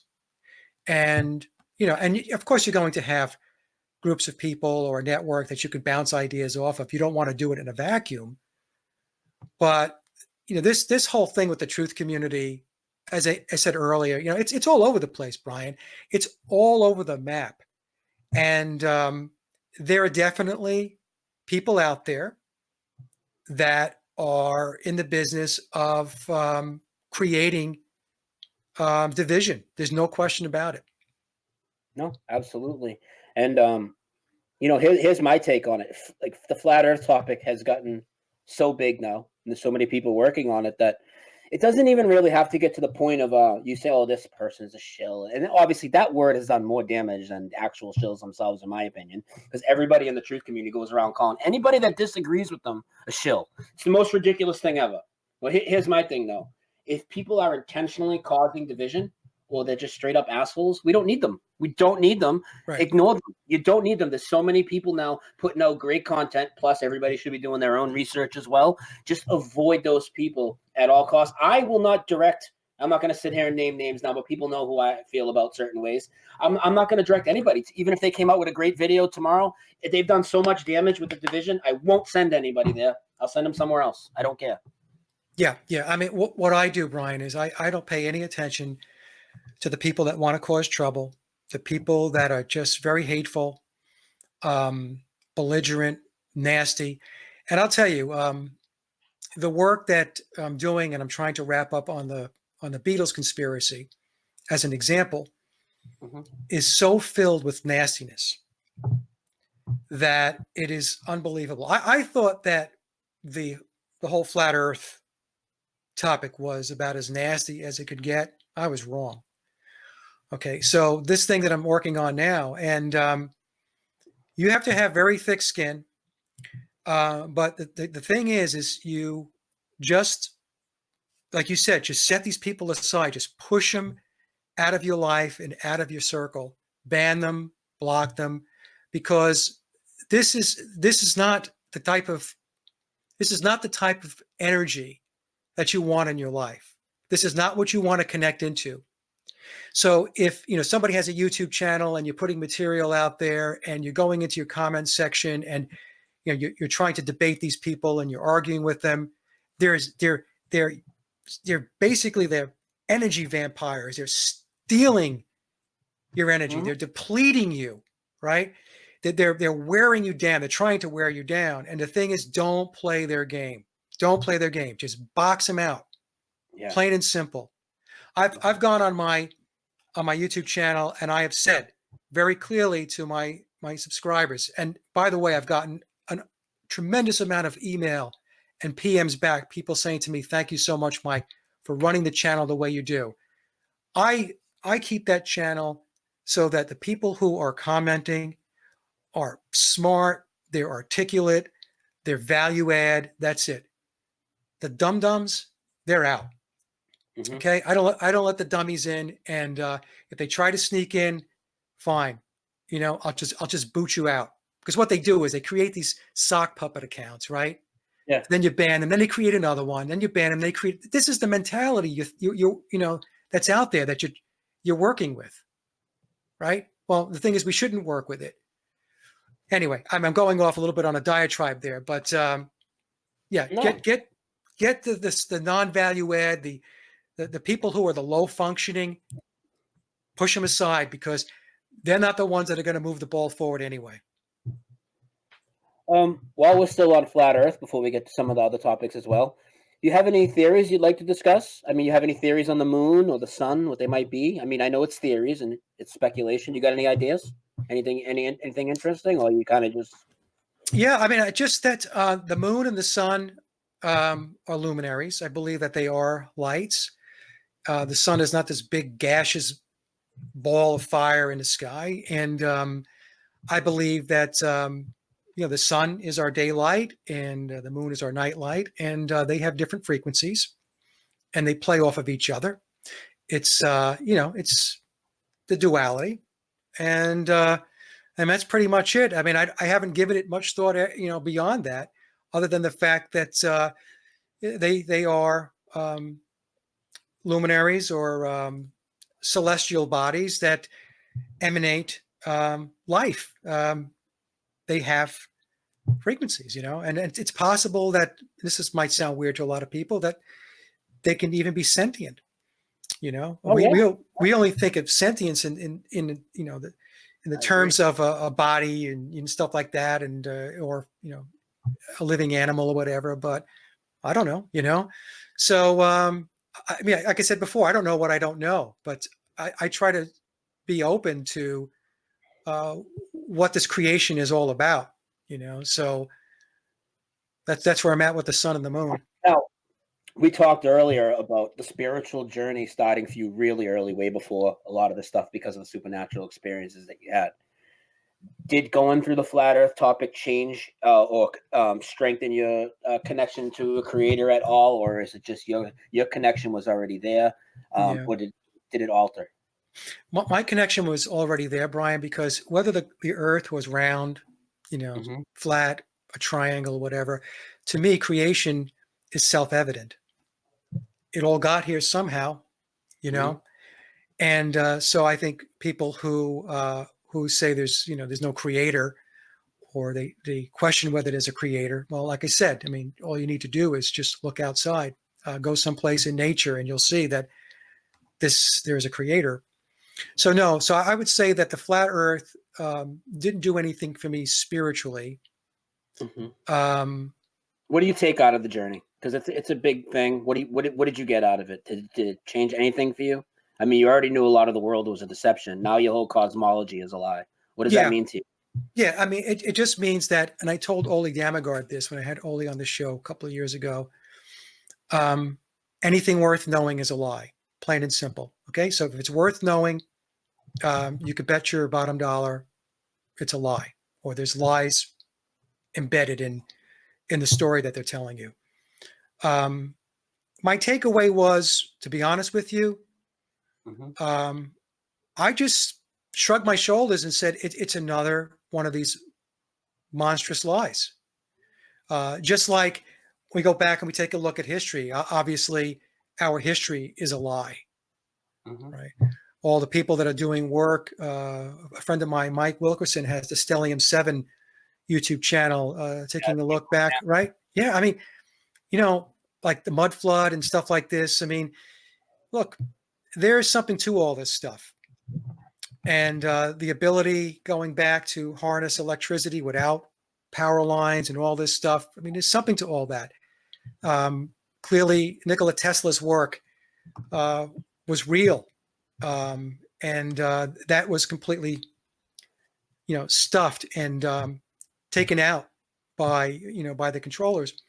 So the point I'm trying to make is that the flat Earth wasn't really something that rocked my world. I guess as I went through the process, I just thought, okay, well, it's just another lie. It didn't surprise me, It didn't either for me. For me, it was easy. Not, I don't want to say easy, but a lot of people, oh, it's so triggering, or I didn't want to look at it. For me, I mean, I came from 9/11 media fakery, and then I didn't see Apollo as early as you, but I knew I debunked the moon landing on the air in 2011. So that's like 9 years ago now. Yeah. And then I went through the ISS and satellites, and then it was just like fakery after fakery, fake imagery, governments lying, fake imagery, government agencies lying. It wasn't really that hard for me to take in either. But you know what it did do, Mike, for me? Even though knowing the world is a stage, all this is a lie, the media's fake, NASA's fake already. The fact that the stars and everything are so much closer to me, I find myself, especially in the last couple years, just I'll go outside to smoke and I'll be on the porch, and before you know it, 3 hours went by because I've been staring at the sky the whole time. Yeah. And we talked about the sun being sentient, maybe. I think that some of the stars are. I've never read the Bible. I've never read the Book of Enoch, but after talking about this, people say, "Oh, that's the Watchers, this and that." I have one particular star that I feel I absolutely have a consciousness connection to. What do you think about that? You ever have an experience like that? Do you agree with any of that? Do you think you never really thought about that? No, I absolutely agree with that. Look, the thing is, everything that you see in the sky has a purpose. So the creator just didn't haphazardly construct the cosmology. There has to be a plan. You know, it's planned. So I also subscribe to the fact that there's sentience with what we refer to as stars. Okay. And so, yeah, Brian, I mean, there is so much more to this reality than what people think or believe, that it's mind boggling, you know? And how many people don't even bother to look up at the night sky? No. Think about that. You have this beautiful creation above your head, and you can go out at night on a clear night and you could take a look and just take it in. There's times, you know, when you have a full moon, I'll sit outside and look at the moon, you know? It's just fascinating. It's fascinating. And so everything is there for a reason. And part of our job when we come into this life is to go on a path of exploration and discovery. Explore and discover. It's not to walk around looking at your shoes, looking at your phone, you know, watching football games, downing beers, eating wings and stuff like that. I'm not saying every once in a while, you know, you don't take a break and have a good time, watch a ball game or whatever. But people are not taking in the full breadth, the full scope of creation. And, you know, the sky, the night sky, the day sky is part of that creation. So, you know, so I think people need to pay more attention to that stuff. They need to explore it. You know, get into syncretism, the work that Santos Bonacci does and that Martin gets into.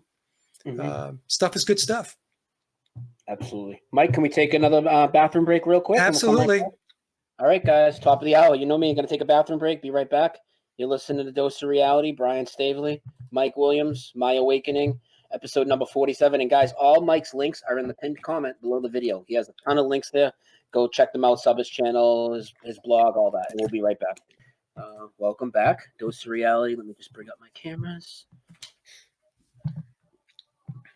False alarm with a break there. Huh? That was quick. I hate when I go to break and people leave. We lost 20 people. We got a good showing tonight. We're in the morning. We got 250 people here most of the show, so that's great.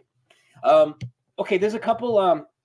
Obviously, we're going to get into the Paul is dead, Mandela effect. There's a lot of topics. A few big ones we're still going to get into, but a couple of things that people had mentioned that you had done some research on actually got brought up on a show a few times recently, a show of mine, and it's something that I've never really looked at. I've heard of it. I saw like 1 or 2 videos on it, and I actually had a lucid dream that involved it. What's your opinion on this whole black goo stuff? Is that something you can elaborate on a little bit? People told me to ask you about that.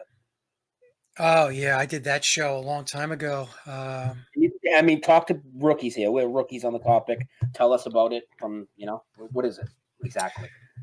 Well, it depends upon who you speak to, right? So the black goo is allegedly, a substance that was, introduced into our reality from alien forces, alien beings outside of our reality domain, whatever. And the black goo, what it does is it creates a parasitical effect on the mind. It's like a mind pathogen. And there was an X-Files episode that dealt with the black goo, going back to when the X-Files was on a long, long time ago. And so that I'm trying to remember. This show was pretty old. That it was with Harold Kautzvella, and but that's basically it in a nutshell. And so depending upon who you speak to, they'll have different versions and different narratives with regards to how it was introduced and how it was spread and stuff like that. Some might say that it was a biological weapon that was obviously fabricated in a lab, and it was put out, disseminated into the public, and so on. But yeah, I guess that's about the extent of my expertise on black goo. Whether now the question is, do I subscribe to it? I don't know.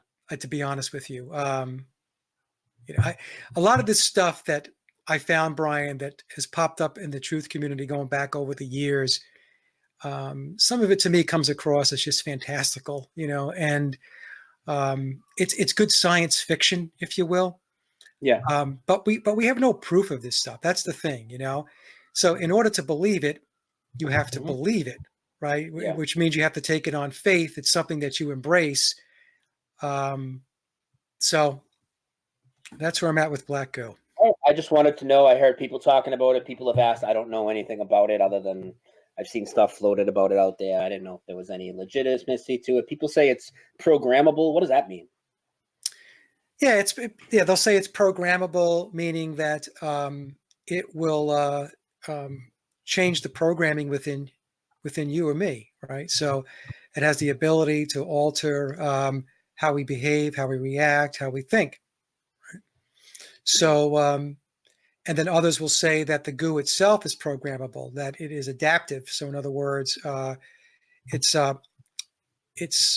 how they would define, quote unquote, like a virus, right? When they say a virus can morph and it can alter its makeup in order to continue its ability to carry on and survive. So those are the two aspects of that I understand about when they talk about black goo being programmable. It's the goo itself, and it's also its ability to reprogram the human mind. All right. Fast forward a little. The first time I really met you, you had reached out to me to do a radio interview with you, or YouTube, whatever it was, a YouTube interview like this. And this was just about a year ago now. I think it was last February, or it might have been March last year. And you asked me to come on to talk about the Mandela effect. Yeah. Now, I want to know why you wanted me to come on and talk about that. And obviously, I know that you are affected. You've seen changes. I want to know what the first one you saw was and what made it pertinent enough to you that you wanted to have me on to talk about it. Well, because I knew the Mandela effect was real. And you and I have talked about this, right? So just quickly, for those that are listening that hadn't heard the story. So going back a number of years ago, before the Mandela effect ever went mainstream, not only in the truth community, but the Mandela effect now has actually made itself into mainstream types of online websites and such. But I got an email from a good friend of mine, and he said, just read this email. And he didn't say anything else. And it was Jack Hart. Jack Hart's a good friend of mine. He's somebody who's been on my show. He's a great writer. And he says, hey, Mike, take a look and tell me what you think. So I'm reading the article, and it says that some people remember Kirk Douglas dying, and Helen Thomas, and Richard Chamberlain. So I'm reading this, and I'm like, I remember all three of those people dying. And the two that really stuck in my head was Kirk Douglas and Helen Thomas, who was the lead White House correspondent, the old lady that used to sit in the front row. and ask all those questions many years ago. But Kirk Douglas was the one that really bothered me, because I remember Kirk Douglas dying in the 1990s.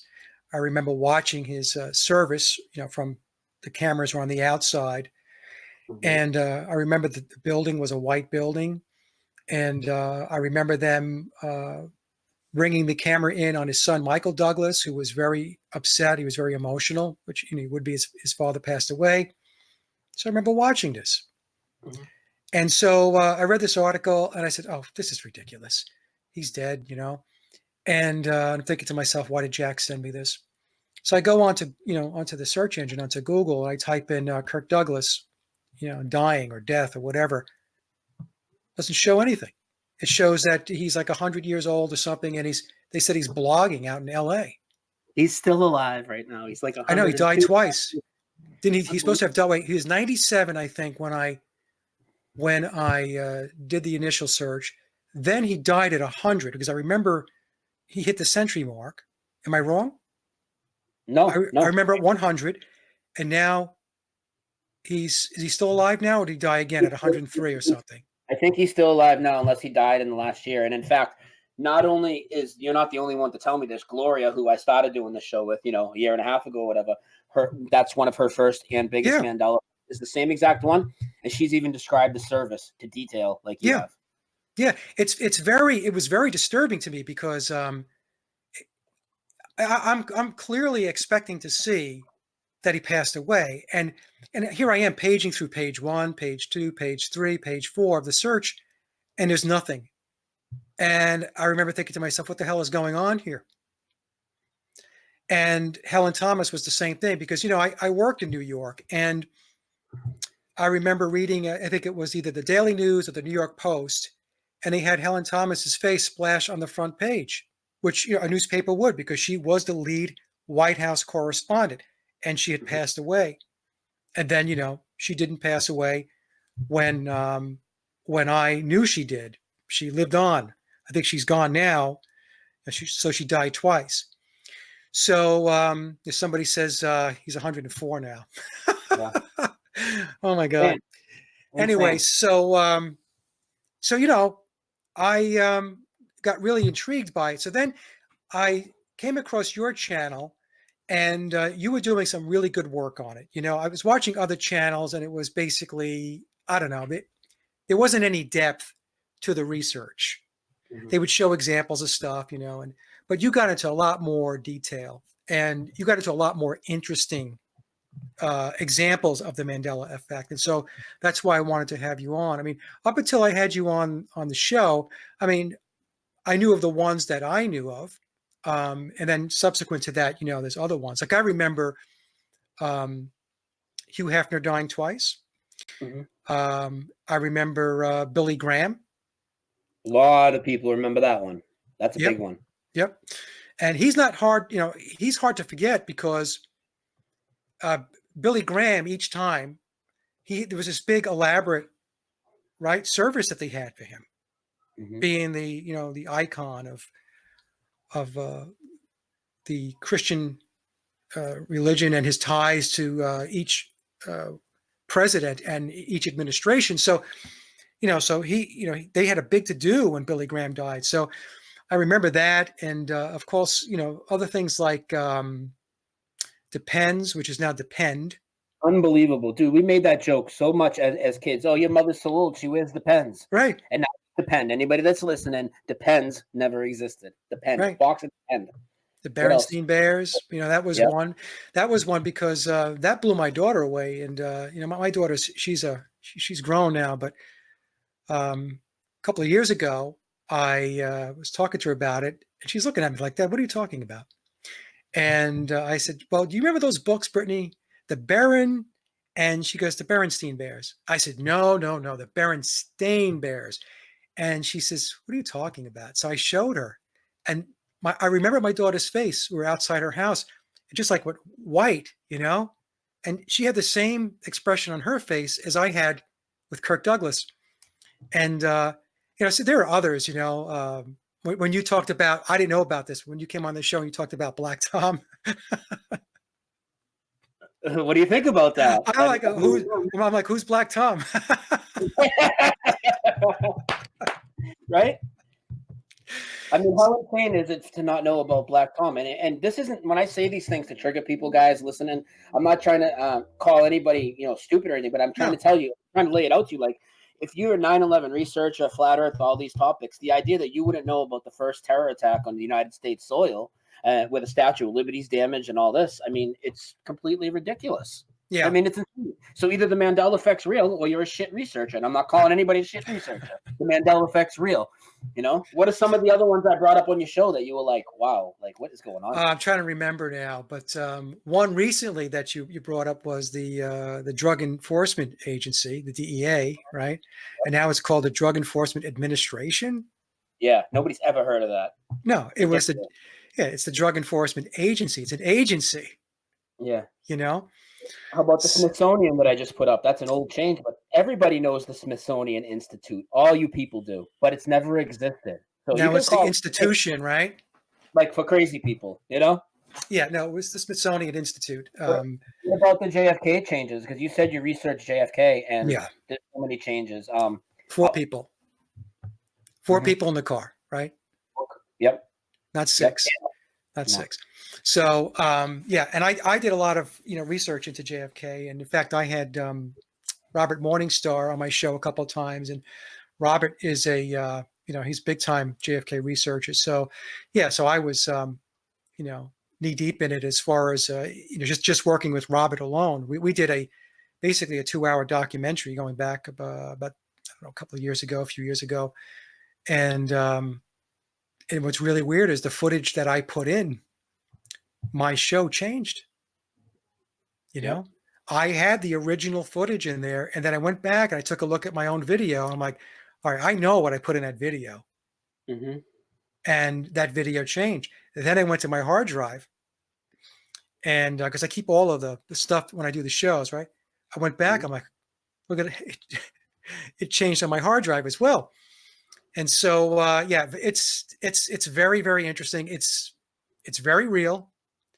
The reasons for it, I don't know. I mean, we were talking about it yesterday. My lady Barry, we were talking about it a little bit on our walk, and I said, it's possible that timelines have blurred. That we have a merging of timelines. The example I wanted to use is I don't know if how many people have watched Twin Peaks 2017, but David Lynch is behind Twin Peaks, and David Lynch is very high up the ladder as far as Freemasonry and all that. So when David does a movie, there's a lot of embedded stuff in there. And in Twin Peaks 2017, he just shows this scene where they did the atomic bomb blast, right? And he showed it had a ripple effect. And I believe what David was telling us was that that the igniting or the setting off of that atomic blast had an effect on reality. And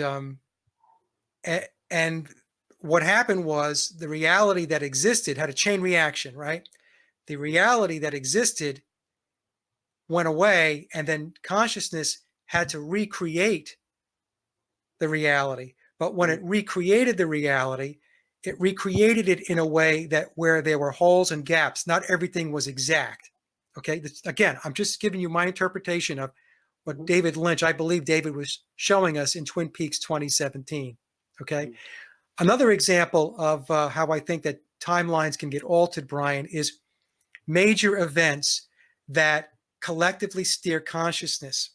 So the 2 recent ones in recent history that I can point to would be the John F. Kennedy assassination, where the entire world was captured by that event, and also 9/11. Yeah. So think of it as a form of magic. Okay. And so I believe what they do is they create these events, and as I've mentioned before, they want to harness the energy of your thoughts and your consciousness, and so that they could steer it and create their own reality, the reality that they want, the objectives and the agenda that they are striving toward. So again, these are just thoughts I have, folks.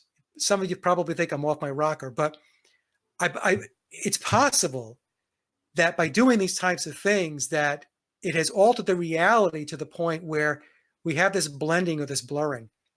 Yeah, and there's a ton of historical events that have changed. I know a lot of people think this is like just Star Wars and Berenstein Bears and all this, but it's not just. And a lot of people agree with what you said about these big events setting off a Yeah. ripple effect of consciousness. A lot of people believe that, and I tend to think there's a lot of truth to that as well. But I mean, it's and with the JFK, I mean, Mike talked about the 4 people versus the 6.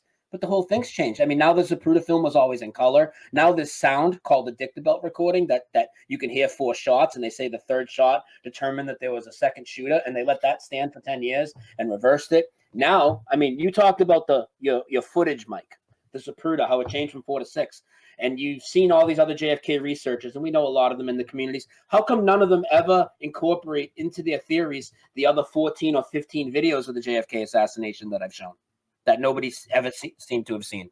I mean, that's insane. How could the Oliver Stone film not have used all the other footage? How could every researcher, even guys in the community like Fetzer and all these people that are always talking about JFK, why don't they ever address? They only analyze the Zapruder film. But I can show you 14 or 15 other angles of it, mostly in color. All these people in 1963 had color hand cams now. And that's another thing, too, with this. The technology seems to be going back and back and back. Like with the color technology and the high definition. It's almost back to the 1900s now. I mean, the first Major League Baseball game in color is now in 1948. How did they do the moon landing 21 years later in black and white and get away with it if they had color TV for 21 years? I mean, it doesn't even make any sense. No, I remember the first color set that we had was, it was in the 1960s, right? I mean, I remember my father coming home with an RCA. And color TV, the advent of color TV was just coming into the mainstream at that time in the 1960s. And I'm talking around 1966, 67, around there, I guess, you know. I mean, color TV back in the 1950s and 40s, no. Insane. Now they actually created it in the 30s. It went a little more. It didn't go super mainstream till later, but there's a Brooklyn Dodgers game now that was broadcast in color in 1948, which is just there's no way. There's just no way. And then all these other events, like the Hindenburg disaster, now has 60-something survivors, and I mean, it just goes on and on and on. I mean, all these the George W. Bush assassination attempt that nobody remembers in 2006. I mean, George W. Bush in 2006 was the most polarizing guy on the planet, plane, whatever it is, right? Most polarizing guy 6 years after 9/11. Everybody talks about the time the guy threw the shoes at him. That still exists. But now there's this whole thing when he went down to the nation of Georgia where this Russian guy with the Soviet-made hand grenade wrapped in the red bandana that used to be in Bruce Springsteen's back pocket. I know you know that one. On the album, now he has a red hat in his back pocket. He put a hand grenade wrapped in a handkerchief that he supposedly threw at George Bush, bounced off some girl, didn't explode, and then they went down to the nation of Georgia, the FBI or whatever, months later, and they found the guy. They got in a firefight with him. He killed the head of their secret intelligence service, and now he's in jail for attempting to kill George W. Bush. Nobody's heard of it, though. Until I brought it up. Nobody's heard of Black Palm. Statue of Liberty damage so bad, nobody's ever been to the torch yet. I've spoken to tons of people that have been to the torch. Have you had any personal ones? I mean, you know the story about my neighborhood. Everybody on this channel probably knows. Have you had any personal ones that aren't something other people would know about? Any changes or reality shifts that you're aware of that you? No, not something like locally, Brian. Like you talked about your neighborhood, your town. I haven't had anything like that. No. And I think I know the answer to this, but before we move on, why do you think it's so hard for people to accept this, to look into it, especially people, you know, a lot of my friends in the flat earth community? I got probably 70-80% of them on board now, but there's some that still fight it so hard. Do you think it's because of what we talked about earlier? They're so trapped in that physical scientific conversation that the idea that reality's changing, they just can't go there?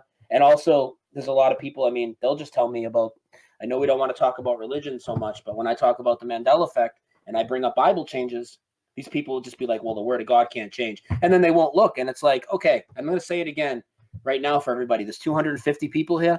You guys have all heard the conversations in the flat earth community between the Christian-based and the Christian-based globies versus the flat earthers. They speak about the Bible as being truth. Then they'll go to the 200 passages in the Bible that talk about a fixed, immovable earth and all this. And then they'll be like, well, planets isn't even in the Bible.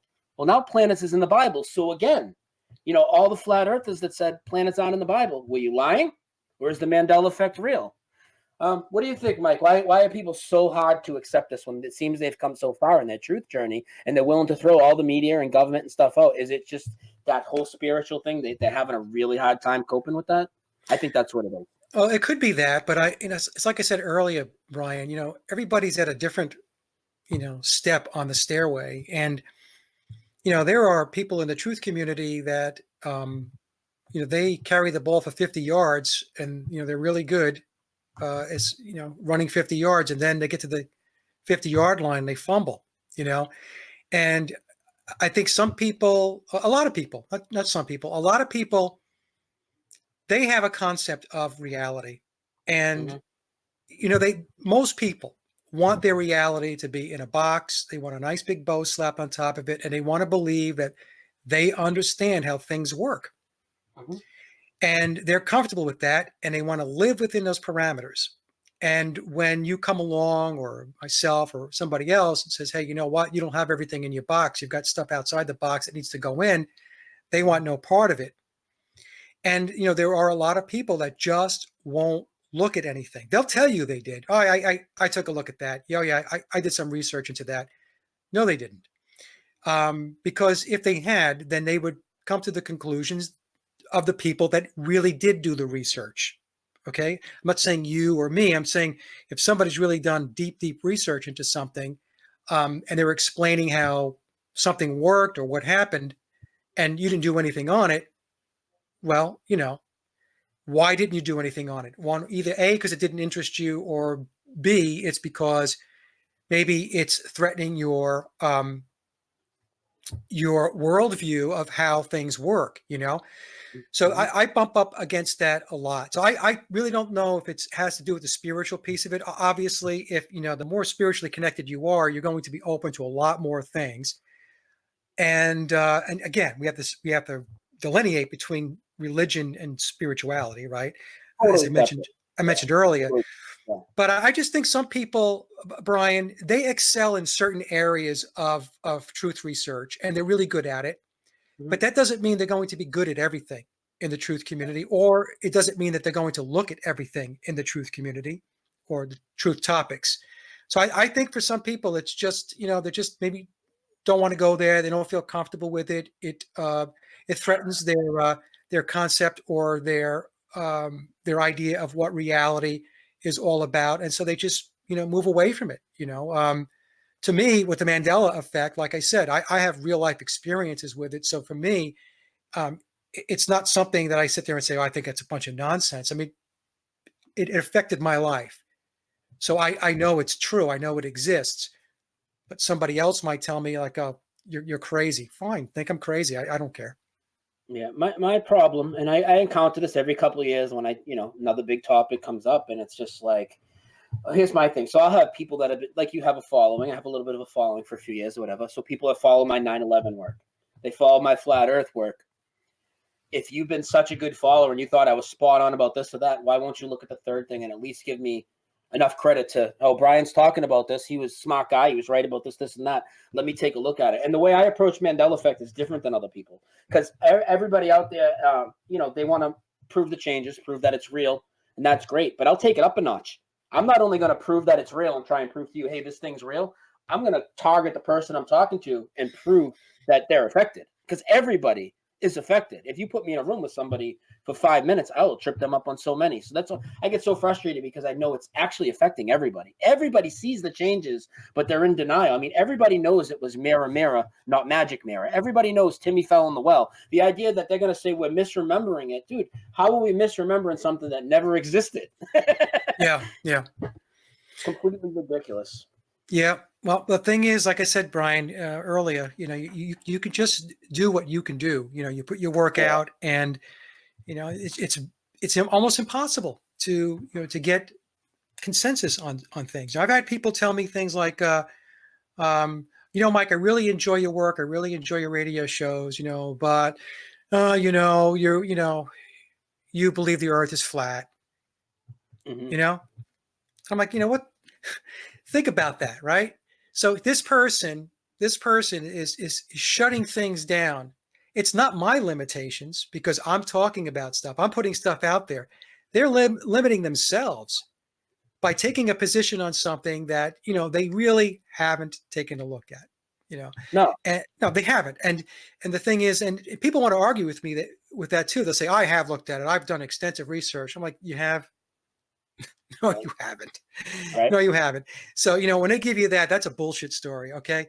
And so, I mean, I don't argue with people. I really don't. And I don't try to poke them. I just kind of like, whatever. And I move on. Yeah. Well, we're gonna move on from this topic in a minute. But before we do you have any theories on what's happening? And this is, I mean, I look at Mandela as much as anybody, and all I have is theories on what's causing it. What do you think's going on? The only thing I could think of, Brian, is that going back to what I was talking about, the cycles that Earth goes through, Iron Age to Bronze Age. And again, just a thought is that we are going through a change in frequency. And that change, and what's happening is things are getting maybe a little convoluted, a little more disruptive until things settle out, right? Which means that, once we swing into the next phase, the next age, we're going to have some unsettling types of things. And so again, going from one age to another age, I'm assuming and maybe expecting that there's going to be overlap in the frequency. So think of it like this way. Remember the old radios and you tune them in, right? So you listen to your favorite radio station and you would tune into that frequency. And then, if you go down the road or whatever, and you're a little bit out of range, another radio station starts to bleed in. And now you might be getting, two radio stations kind of swinging back and forth, right? Kind of blurring. And that's what I think could possibly be happening. I really do. Yeah. So some people want to, they want to say, oh, it's because of CERN, it's because of this. I don't know. Perhaps, I don't know. Don't buy I that. tend to believe that a lot of the stuff that we're going through does have to do with natural occurrences in frequency and vibration. 100% agree. Okay. I mean, that's where I land. And so, again, not everybody's going to agree with that, but we can agree to disagree.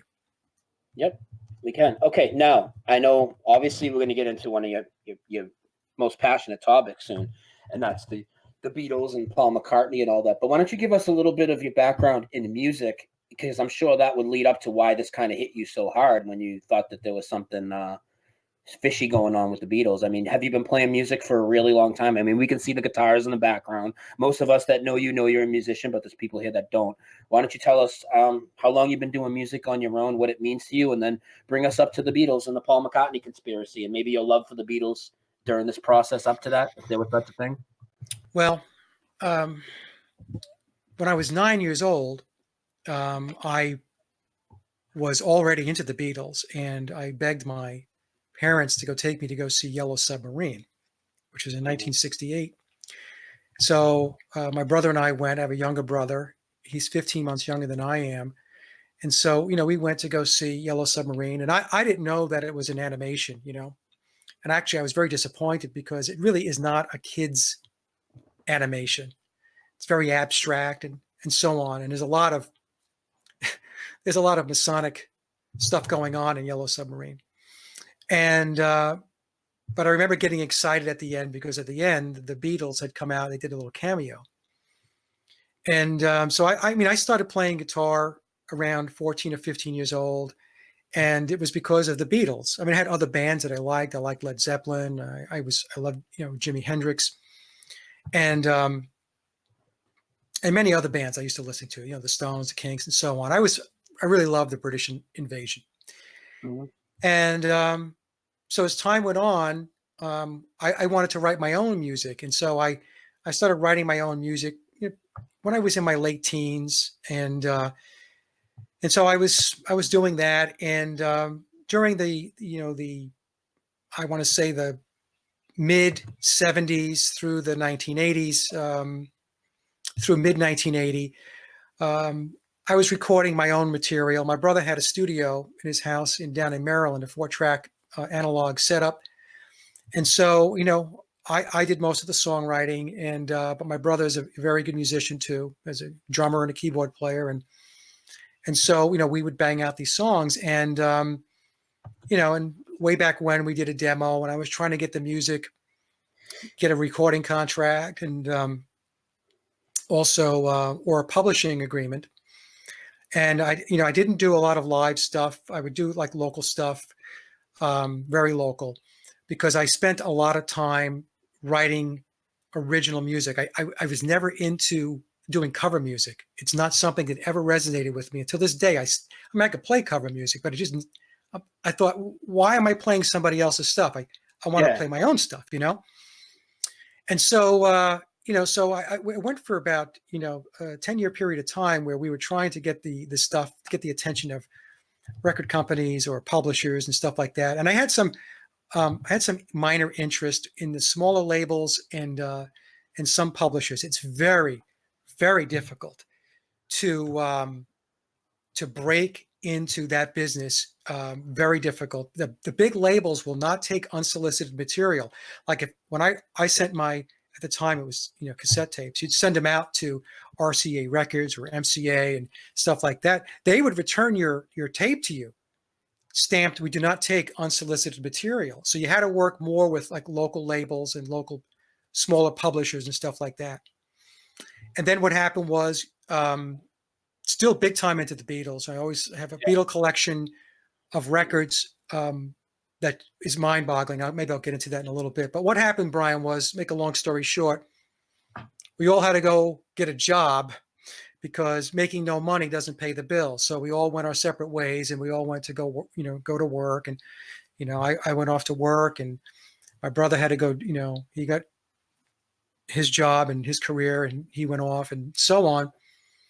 And then I went for a period of time where I was still playing guitar, but I wasn't doing it like on a very frequent basis. And then it wasn't until 2011, again, I'm still playing guitar and stuff like that, and still plugging away. I mean, I didn't lose my chops, that I decided I was going to put my first album out, Leaving Dystopia. Then my second album came out, Hollow Moon. And I'm going to be putting out a third album probably within the next 2 years.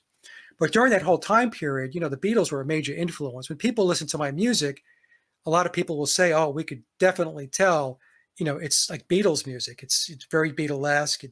And that's because I studied the Beatles production. I studied how they did the music, how they tracked, and the overdubs and stuff like that. I was very attentive to all that type of detail in the Beatles music.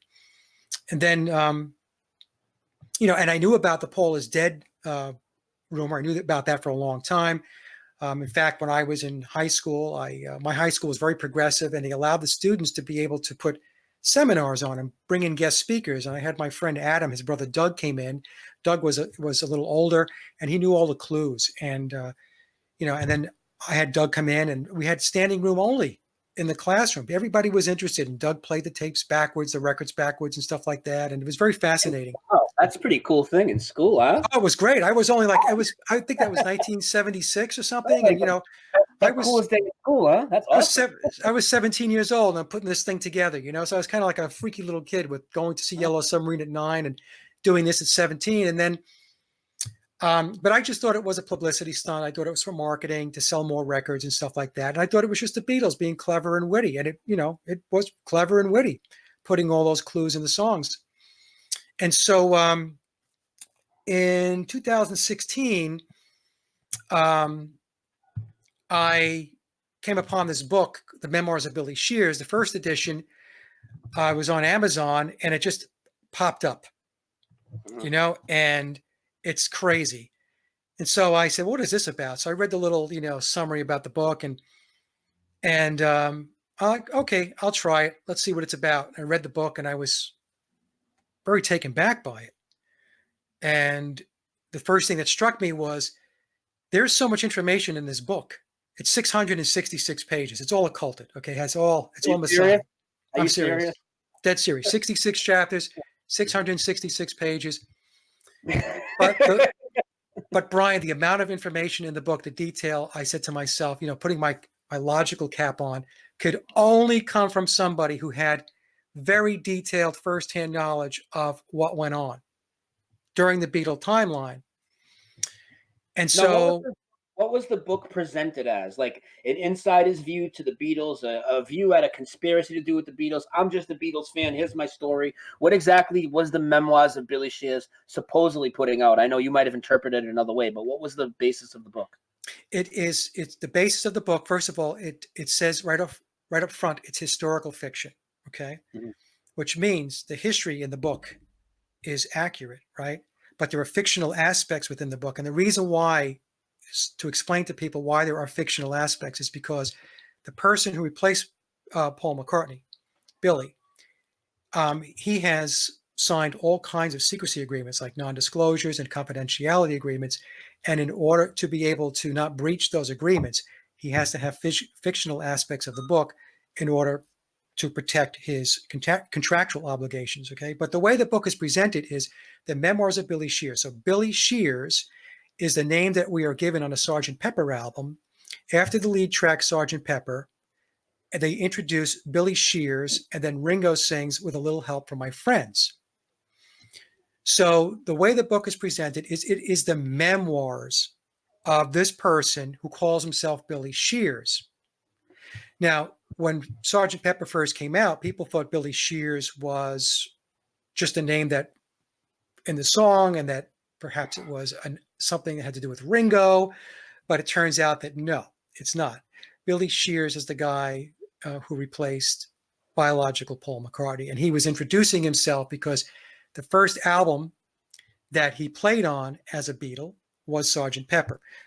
From the first 7 albums, from Please Please Me through Revolver, that was biological Paul, and then starting in 1967 with Sgt. Pepper forward to this day, it's Billy. He was the primary replacement.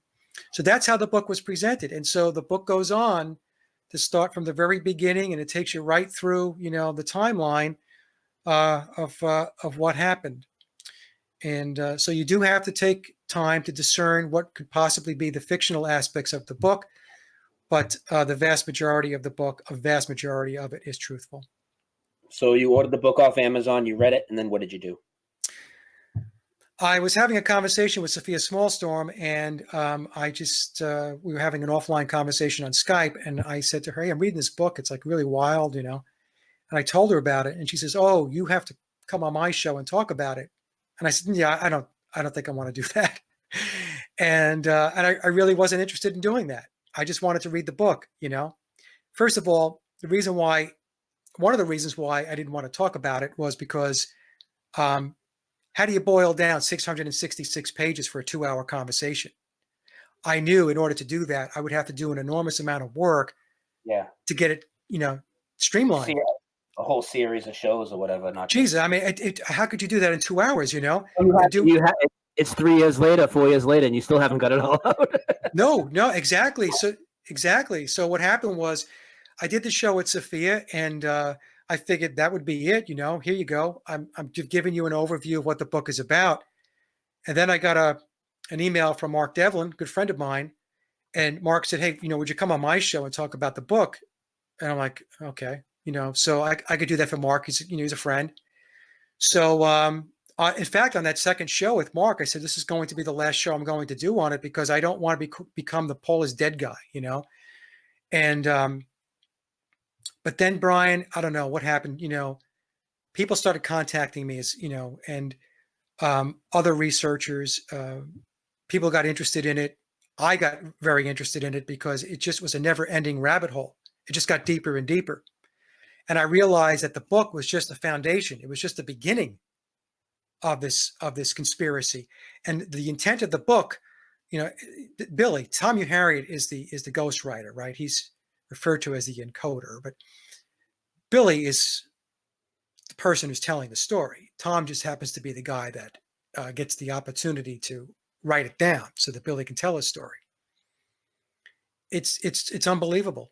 It really is. And, it's one of these conspiracies that it encapsulates so much. It talks about the pyramid of power.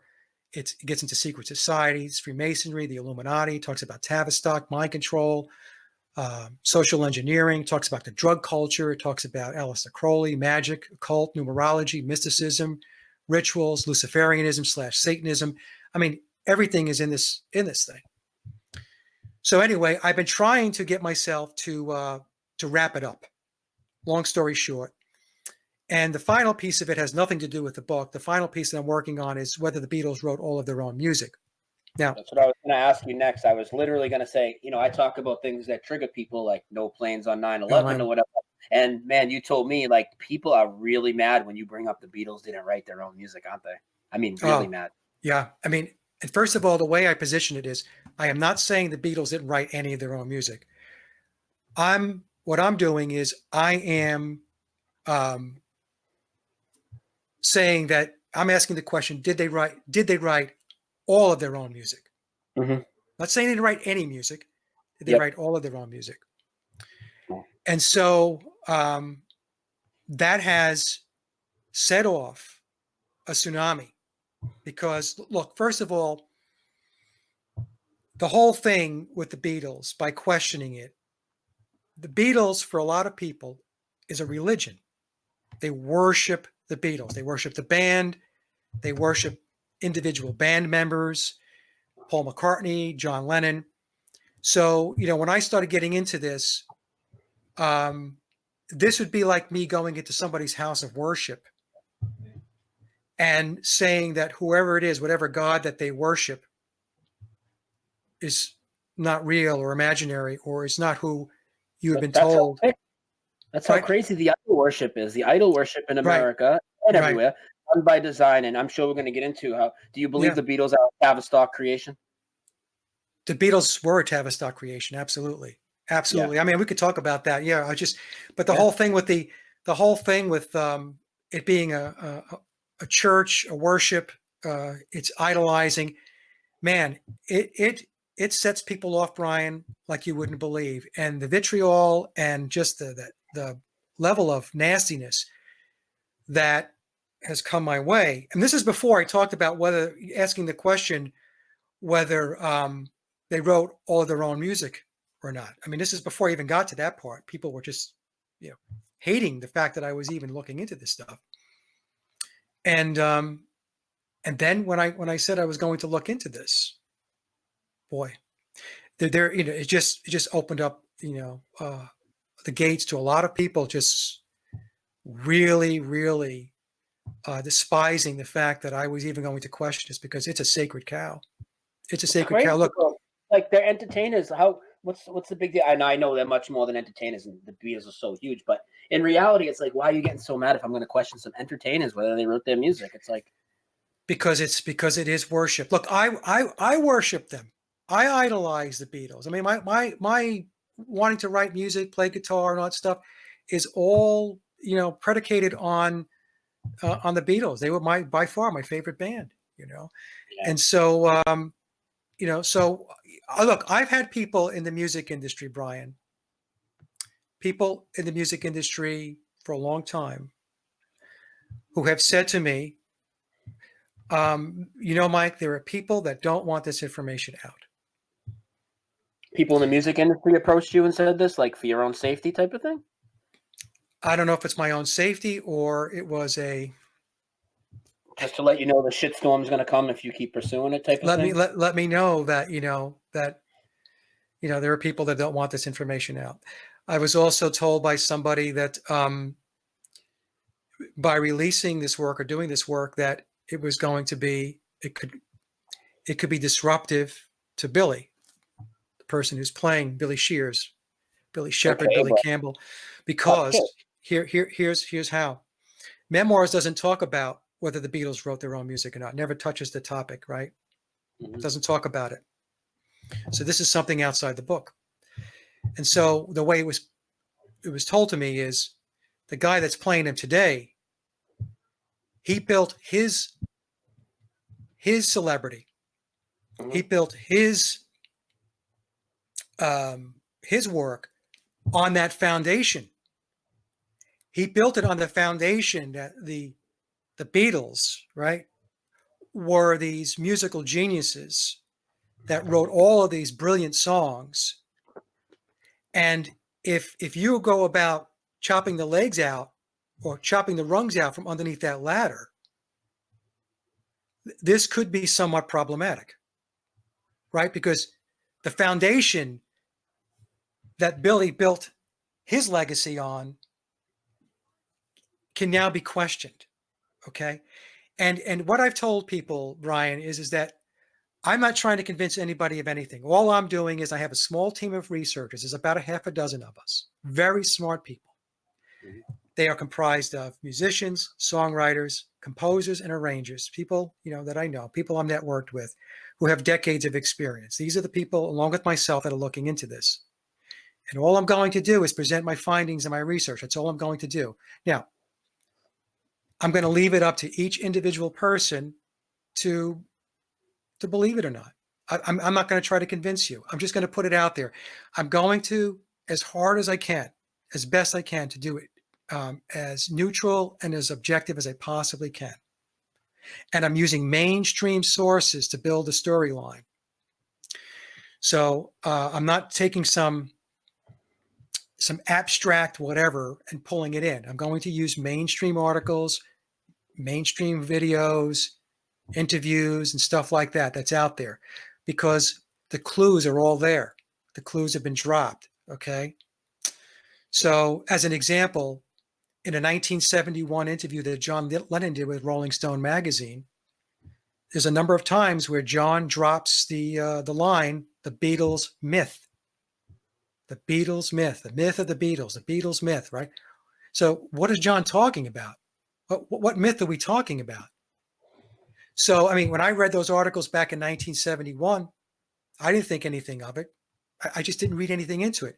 Now that I know what I know, now I'm inspecting John's words a little more closely. You see, Is that why he was killed? George Harrison as well. Also Ringo Starr. Ringo Starr dropped a lot of clues. Why was Lennon killed? For dropping those clues? I don't know. One of the things in the book it talks about is that Lennon and McCartney, back in October of 1963, whether knowingly or unknowingly, entered into a satanic pact. It's called Death for Success. In other words, you give your life for the success of the band, for your personal success, your fame and fortune, and so on. So one theory could be that, biological Paul was a ritual sacrifice as a result of entering into that pact in October of 1963, and Lennon followed suit, 14 years later. The other theory about John is that he was going to write a book, that he was going to spill the beans, that he had gotten fed up with the everything that had gone on, and he had gotten fed up with the facade, and that he was going to eventually come clean with it. That's the other theory that you'll hear out there. Lennon, in his own way, did drop a lot of clues. And one of the biggest clues that he dropped was a song that he did. It's called "How Do You Sleep?" Mm-hmm. Okay. And just go onto YouTube. The song is on YouTube. Look up the lyrics. And the song is a direct attack on Billy. All right. And another song that Ringo did, it was called "I'm the Greatest." And that song is, again, poking at Billy. So they didn't like the idea. They didn't like the idea of this guy being part of the crew. It was a very rocky relationship that took place. When he replaced biological Paul and he came in, Billy took over the band. Okay, so Billy became their internal handler, and he was calling the shots. And one of the agreements that Billy had going into this thing was, if I do this, I have total creative control over this band. The Beatles are mine. I'm sure that put people the wrong way within the group. Oh my God. Well, and what happened was Billy is a workaholic. So, and he's a perfectionist. So when he got there, he was expecting perfection.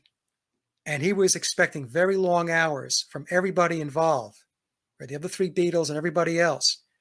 And Billy was very tight with George Martin. Billy, as opposed to the other Beatles, including biological Paul, is formally trained in music theory. He can score music, read and write.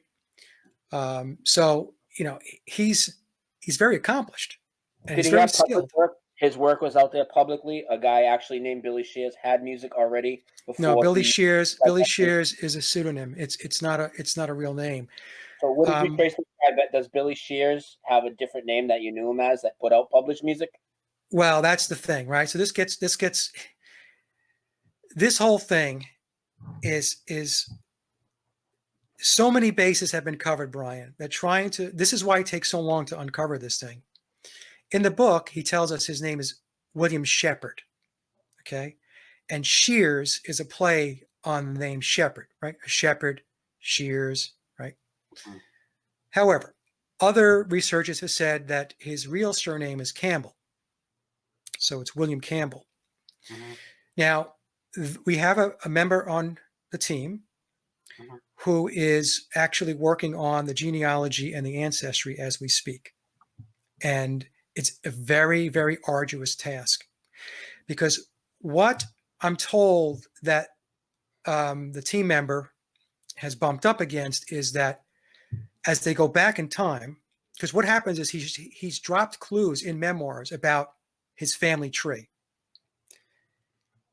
But when you get to certain points, when you back it up, it goes dark. And in other words, those records don't exist. Mm-hmm. And we believe that those records were pulled intentionally so that it makes it very difficult to be able to figure out the lineage. Mm-hmm. Right? So, and we highly suspect,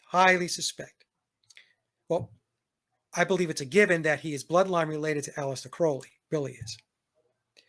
But we highly suspect that Crowley was his father. And possibly as a result of one of Crowley's many sex magic rituals. So it's possible that Billy is an illegitimate child, right, as a result of sex magic that Crowley was engaged in on a frequent basis. I know it sounds really bizarre, sounds really absurd, okay, but I'm telling you, this stuff is out there, and I've got some very smart people, looking at this, and I'm knee deep in it myself. So one of the things that we're possibly going to do after they get done with whether they wrote all their own music is to present the genealogy and to present the ancestry as much as we possibly can, because Billy tells us that he goes back to Scottish royalty, back to the bloodlines, blue blood of William Wallace, the famed Scottish warrior and freedom fighter. He comes right out and says that, or that's where? Yeah, he tells us that in the book. Okay. And also Crowley's bloodline goes back to William Wallace as well. So at the very least, Billy and Crowley, or Crowley, some people pronounce it Crowley, are bloodline related. And Billy tells us in the book that, in the Blue Book, the second edition, which came out in 2018, that he was tutored by Aleister Crowley up through the age of 10. More like he was raised by the guy. He says he was taught, to do things backwards, read backwards, and so on. I put a video up where Billy admits to being taught this as a kid. Okay. And so it's really, really unbelievable. And it has very dark aspects to it. And to be honest with you, one of the reasons why I do want to wrap it up is because it is dark. And I don't want to spend my time digging into all of this darkness or this black magic and so on. One of my team members, Richard Balducci. Richard is an expert in the occult. Mm-hmm. And what Richard has unveiled, and he's gone on my show to talk about this. All of the embedded occultism in the Beatles, not just the numbers, it's dates, it's everything. It's everything. And it can get very dark. I've had people who were following the work that have written me and said, Mike, I'm no longer, I love you to death, man, but I can't follow this anymore because I am getting like creeped out. It's too dark. And it is. It gets dark. And, so anyway, I mean, I'm going on and on here, but again, the book is used as a foundational, a starting block, in which it's a springboard to move on to deeper aspects of what really goes on. And, but I'm going to be very happy, Brian, when I wrap it up. Very happy when it's over. I've told my lady this. God bless her heart. She's there with me. She's very supportive.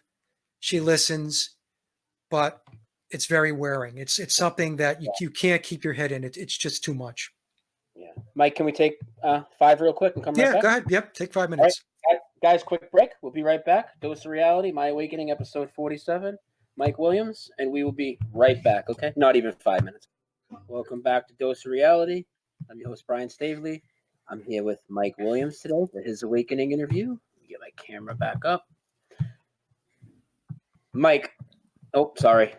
Hang on. I'm trying to mess with these banners and get that off of my screen. So, when do you think he was replaced? And what do you think happened to the original Paul? And how many times was he replaced? I know that's a lot, so go ahead. Okay, so biological Paul departed in September of 1966. The date that I go with is September 11th because September 11th is a very important date in the occult. Other researchers will say they believe it's November 9th, which is another version of 9/11. And some even think it might have been August, but I don't go with either of those dates because, like I said, 9/11 itself is a very, very important date in the occult. The narrative says that biological Paul was killed in a car crash. And so he was replaced soon after the car crash. And the person that was brought in was Billy.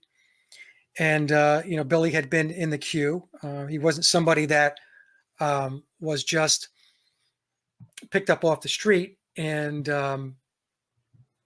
just placed, said, here you go. You're going to be the new Paul McCartney.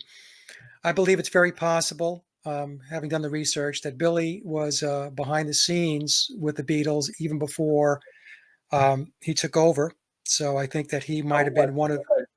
They could train with them, get familiar with the music and stuff, and make sure that was all. I think it's possible that he was actually doing some of the arranging and possibly even composing of some of the songs. Because I mean that's his training. I mean he's like I said, he can compose, arrange. Billy is a wind instrument player by trade, and a piano player, and obviously he could play guitar and bass and all that stuff. He's very, in fact, John Lennon in the Playboy interview in 1980 states that Paul McCartney is a multi-instrumentalist, which flies in the face of the narrative, the mainstream narrative that biological Paul McCartney was essentially a bass player and a guitar player.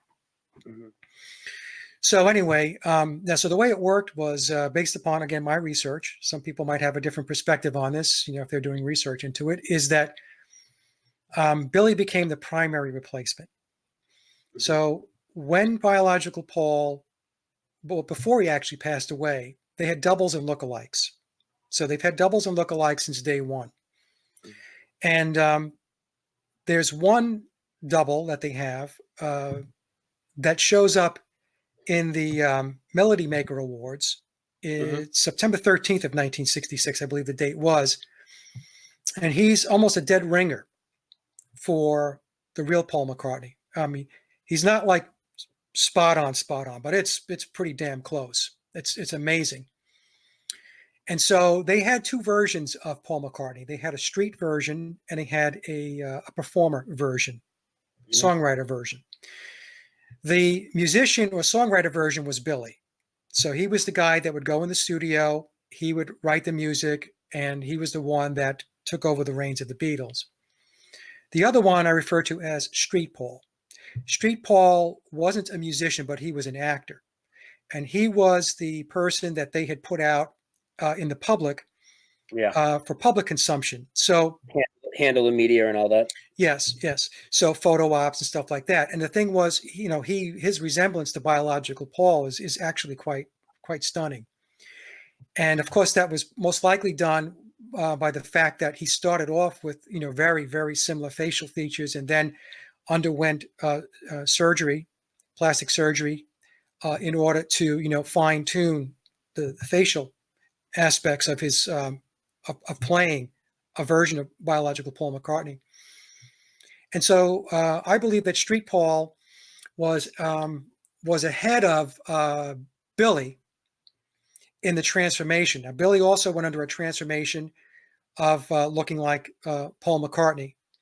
But the people that were involved, Tavistock and the Deep State, that were involved in this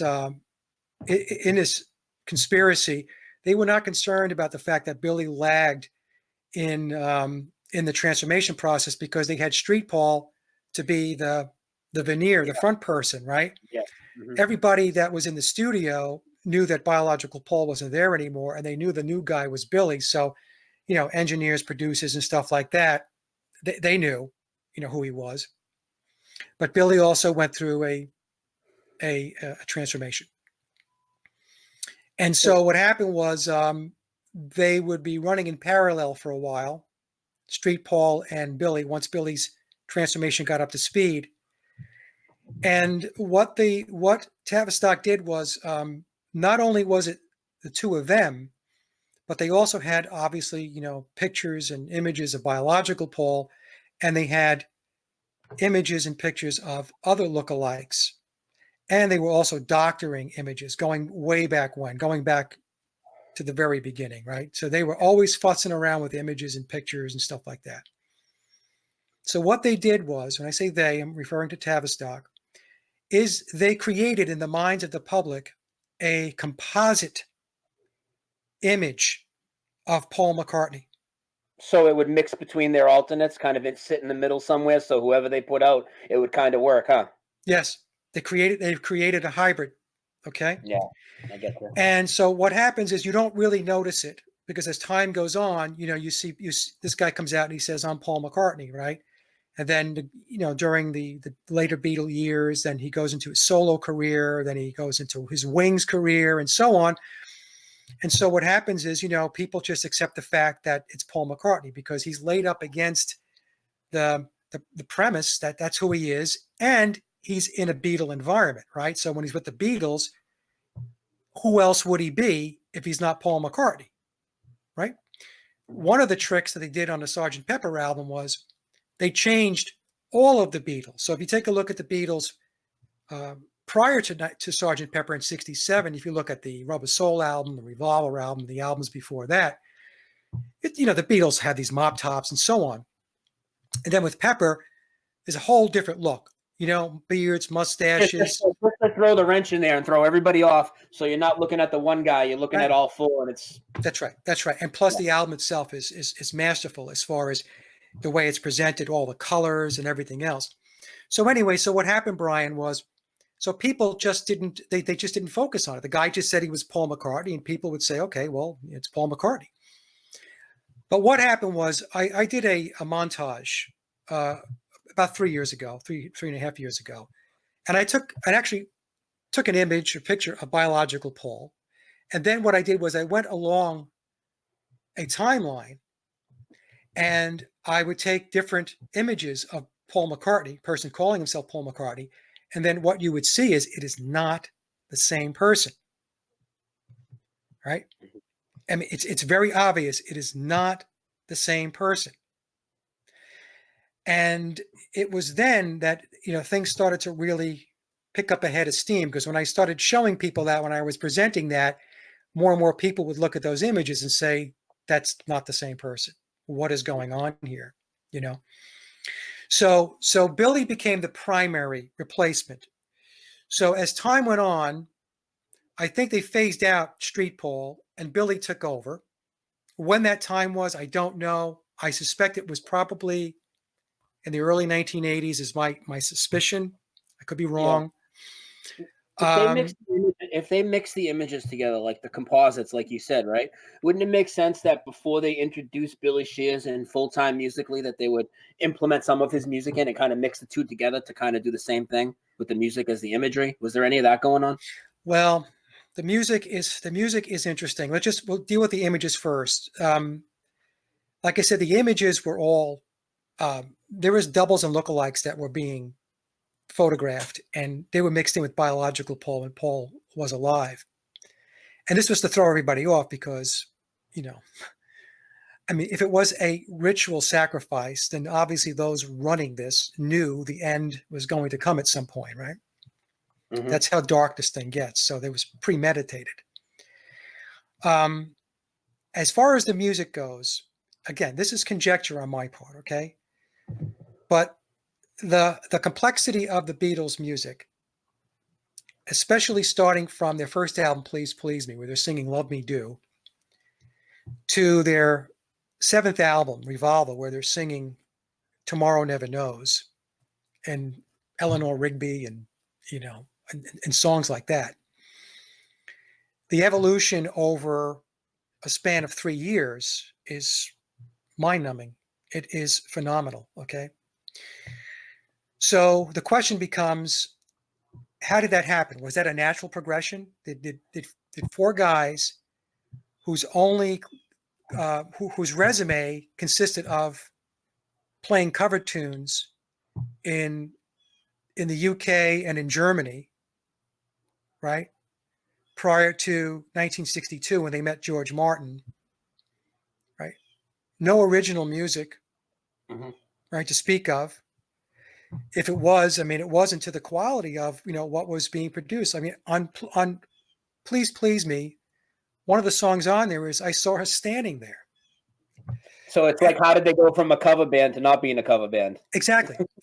And the thing is that a lot of people don't know is that, biological Paul McCartney admitted back in the 1960s when he was still alive, it was 65 or 66, that the entire bass line of I Saw Her Standing There comes from a Chuck Berry song. Mm-hmm. Okay. So anyway, the reason why I'm saying this is because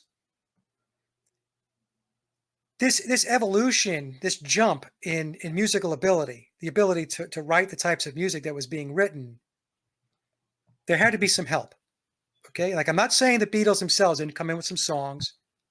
If they did come in with some songs, they had George Martin and they had others there, that names we don't know, right? Ringers that would probably listen to these songs and say, it's okay, but you've got to do this, change that, change the bridge, change the verse. The chorus needs to be better. We need to put these overdubs in, so on. You know what I'm saying?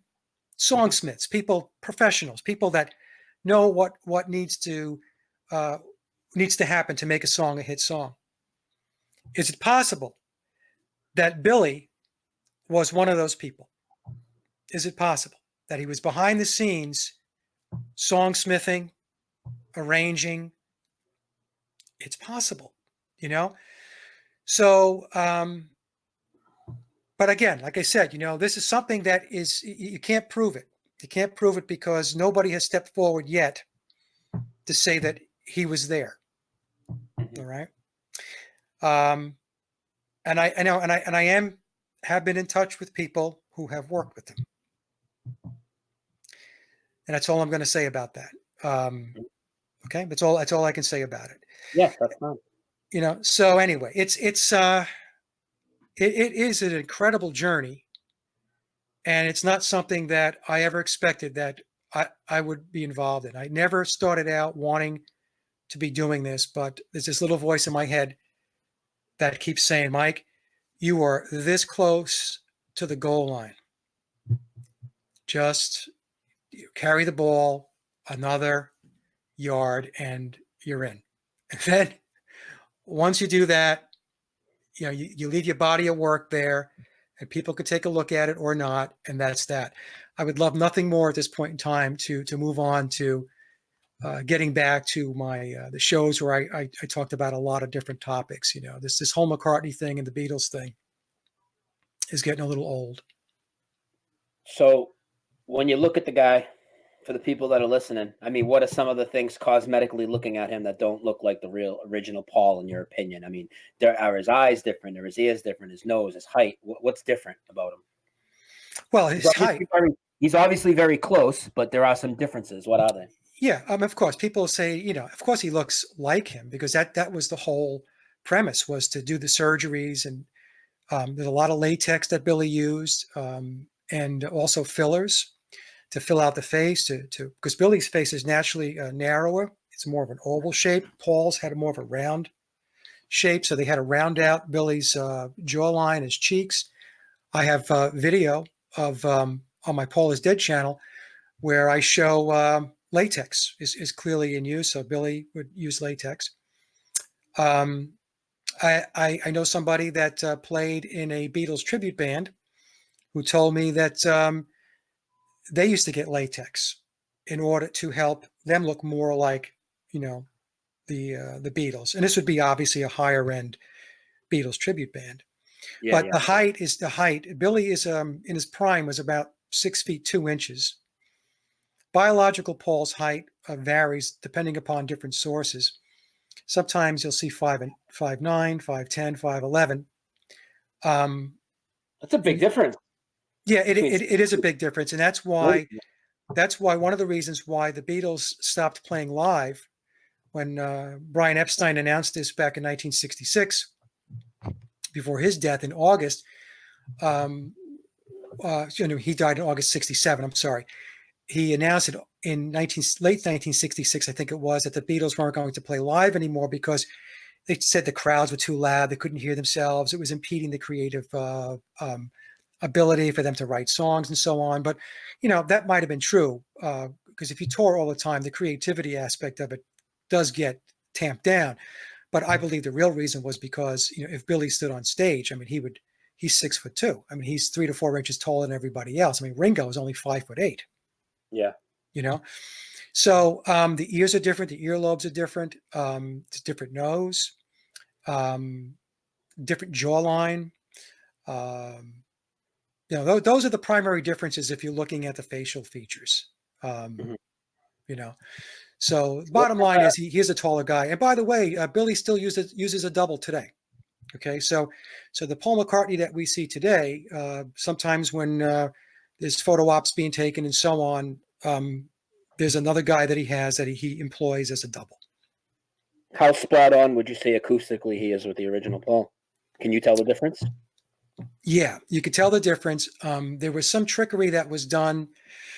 As an example, when they released Penny Lane, when he originally sang it, his voice was a little lower, deeper. And so they had to speed the song up a little bit, right? Just speed the tape up a little bit to give him a higher pitch. But Billy is very good at mimicking voices. Mm-hmm. And he says in the book that when he was a session musician, he was hired many times, not only for his musicianship, but he was able to impersonate the voices of other singers, like, famous singers and that type of thing there. So there's times when, if you listen to, as an example, Eleanor Rigby or Yesterday, that's biological Paul. And then you listen to other songs later on, even on Sgt. Pepper, the first album, you could tell it's not the same person. It's close on a lot of songs, but it's no cigar. Mm-hmm. As he got older, or as time, I should say, progressed, I don't say older, but as he progressed, and he established himself as Paul McCartney, and he found that people weren't questioning it. Uh-huh. He loosened the reins, I think, a lot, as far as really wanting to sound spot on, like really, really trying hard to sound like biological Paul. one of the songs that he tells us where he just basically abandoned the whole biological Paul voice was Lady Madonna. So if you listen to Lady Madonna and you go back and you listen to Eleanor Rigby or Yesterday, you could see that, that you can hear that that's not the same person. Also, the live version of Rock Show. If you listen to that, there's the beginning of the song, "Sitting in the Stands of the Sports Arena." That's basically a spoken type of song, and it leads into the Rock Show, which, by the way, has another clue in it, a Paul is dead clue. If you listen to that live, you can very clearly tell that it is not biological Paul. In fact, it almost sounds like somebody from a tribute band singing, So, and again, today when we see Billy, he's at a point today because he is 83 years old now. He's 83. He doesn't care. He doesn't care. In fact, the book is about disclosure. The book is about getting people to finally understand who's been playing the part for over 50 years. Because, it's got to be gnawing at him that everybody thinks that this guy, Paul McCartney, wrote all those songs since 1967 and into the solo career. And it wasn't. The guy that everybody thinks is writing the songs, died 54 years ago. So this is part of the disclosure process. Now, I'm told that full disclosure won't take place until after he passes away, and that there are various projects that are underway, including documentaries that are going to be making their way out. I understand there's going to be a big documentary once he passes away. The movie Yesterday, if anybody has seen that movie. I definitely saw that, and most of my audience did because of its ties to maybe the Mandela effect. People want to correlate that. So right. We have a lot of Beatles fans, Mandela fans. A lot of my audience has seen that movie. Yep. Yesterday is loaded up with Paul is dead clues. Loaded up. Really? Yeah, loaded up. In fact, if you go to my channel, I won't go through it here. It'll take me forever. But if you go to my channel. You have a breakdown of the movie? Yes. Somewhere? Yeah. If you go to my channel, you'll see 2 videos I did on Yesterday. And so you can get an overview of some of the clues that were dropped there. Some pretty big clues. But anyway, Brian, so, it's, I don't want to go on and on here and bore people to death, but it's. Well, you're not going to bore us, but I do have one more big thing to do with Billy Shears. Is you were talking to you and other people talking about this whole 6 toes thing, and people are asking in chat like crazy. A couple other questions that came up, something to do with a walrus. I don't even know what that means. Maybe you can address those 2 things. Yeah, so we'll talk about the toes at first. So we have pictures of Billy with, we believe it to be Billy.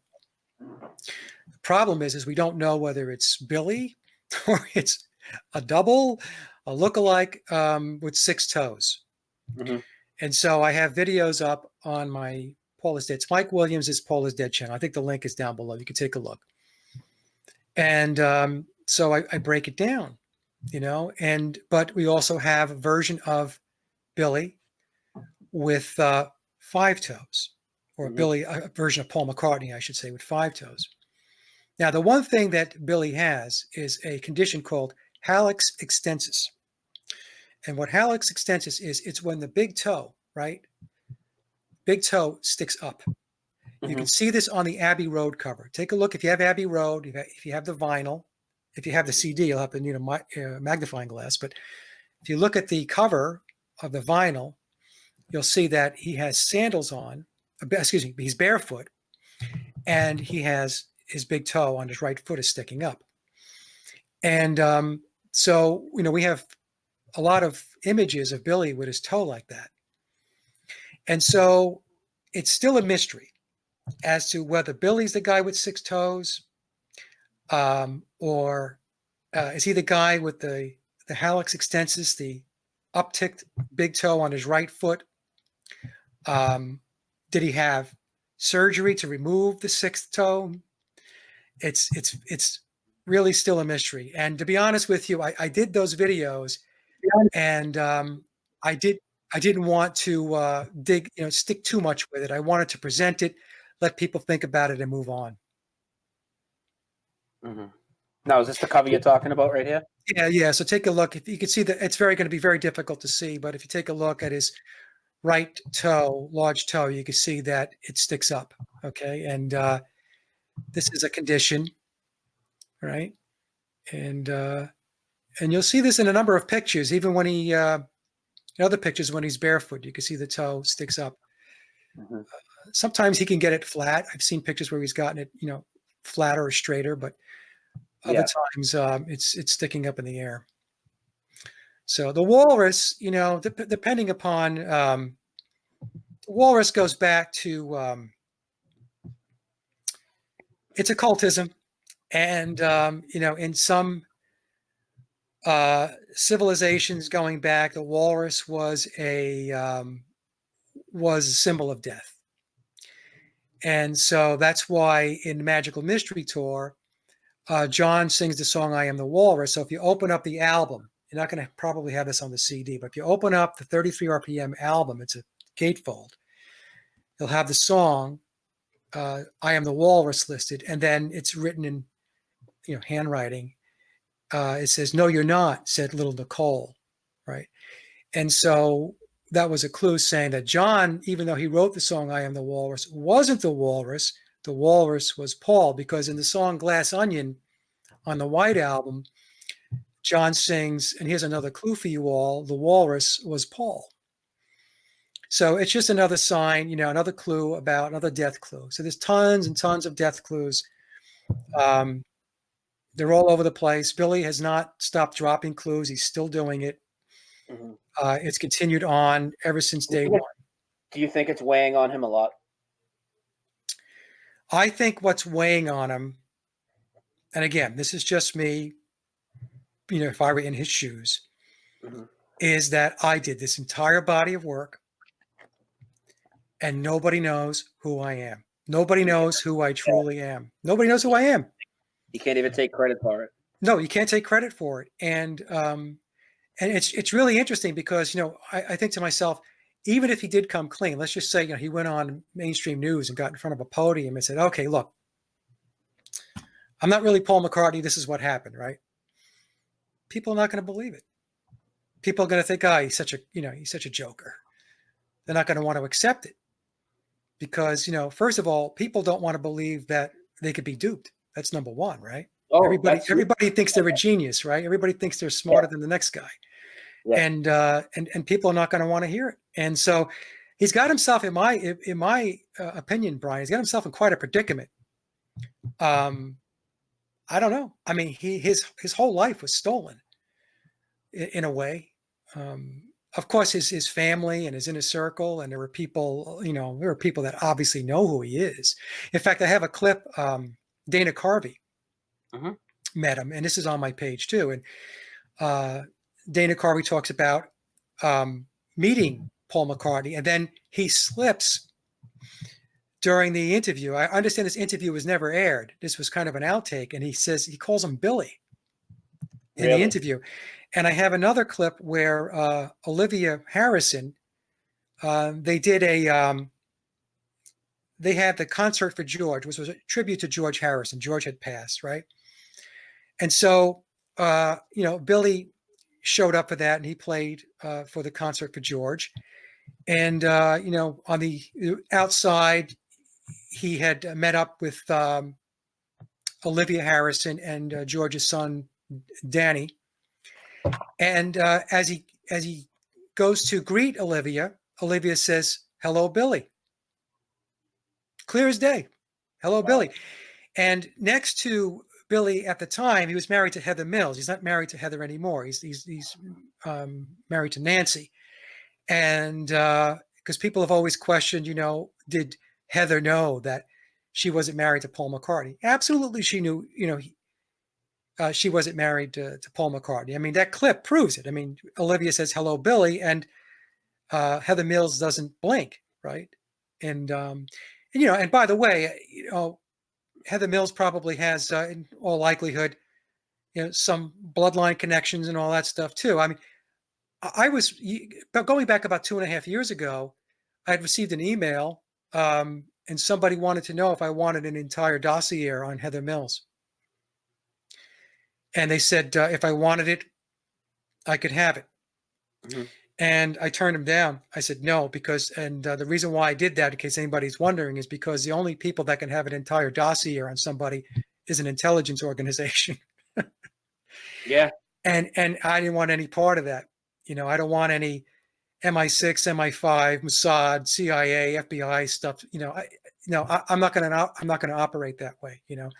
So I turned it down. So that's why I never took it, and I never got into the whole Heather Mills piece of it. Quite honestly, I don't really care. I don't view her as a major player in this thing anyway. I mean, she's a stopping point, is my view. So, anything else you want to know about Billy? No, I mean, anything else you want to put in about the Beatles and the Paul McCartney thing before we transition to the last few questions and get you out No, of here? the only thing I'll say is people will ask me, you were so into the Beatles, Mike. What does the Beatles music mean to you today? It's lost its luster. Okay. The aura that was around the Beatles and the magic of the Beatles and all that stuff, it's not there because it wasn't there. It was fabricated. It's mythology. But that being said, I still can appreciate and respect the music, because regardless of who wrote it and stuff like that, whether it was actually one of the Beatles themselves or it was people behind the scenes, the music is still wonderful music. It's still great music to listen to. So that's where I landed with it. But like I said, the luster is not there anymore. So I guess we can move on, Brian. Yeah, well, I got to work today, so we'll wrap it up in a little bit. But I have a couple big questions for you. Yeah. One of them, the questions I always ask people is, so how has this whole journey from 9/11 forward, I guess, affected your family and loved ones? How do they perceive it? Do they think you're nuts? I mean, I know you said your wife's pretty supportive, right? Yeah. What about other family members and stuff? They pretty much don't talk about it. I mean, they know the work that I do, but they don't engage in conversation with it. We just basically look with family and friends. I love my family, I love my friends, and the work that I do is the work that I do, but I don't want to jeopardize relationships. So I respect where they're at. Whether I agree with where they're at or not is irrelevant. It's where they're at. I'm not going to change them by hitting them over the head with a hammer. That's not an effective way to get people to look at things. So I just live and let live. Yeah. Why'd you decide to do this interview today and put it all out here on my channel? I don't know.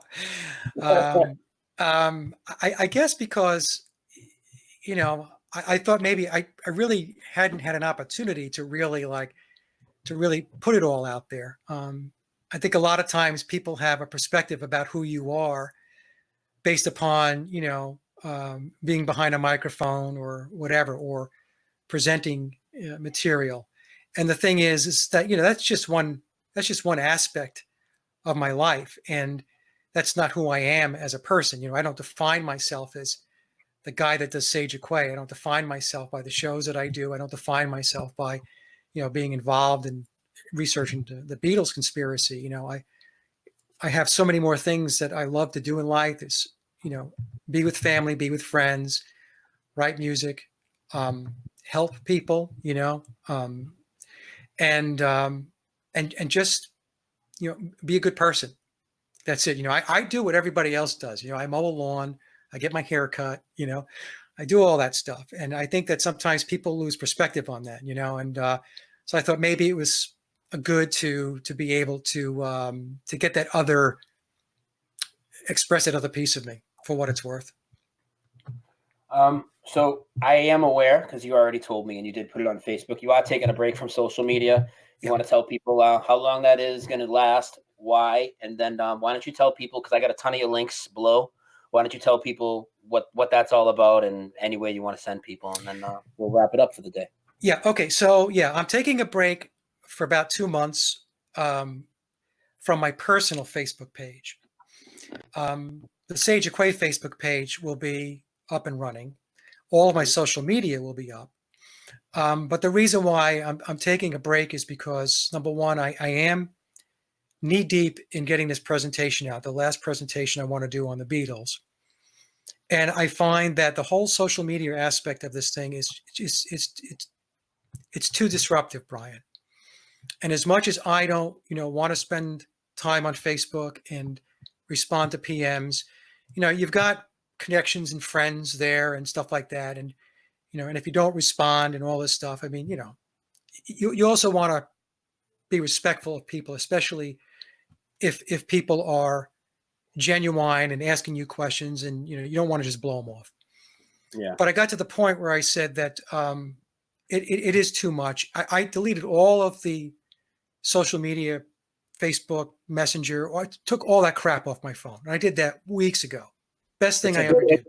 Big relief. Huh? I heard you talking about that. That's a big weight off your shoulders, I guess is the words I'm looking for. Yeah, I mean, because people are always reaching out to me. I mean, I cannot tell you how many emails and PMs I get on this whole Beatles thing. It's like I said in the video on Facebook, lack of information is not a problem. I am on information overload with this stuff. I've got more information on my desk right here than I will ever be able to get out on this topic. And so I've gotten to the point where I'm like, I have to just shut it down. I have to just say, look, no more. I've got what I need, and I'm going to take what I have, and I'm going to work with that, and I'm going to get it out.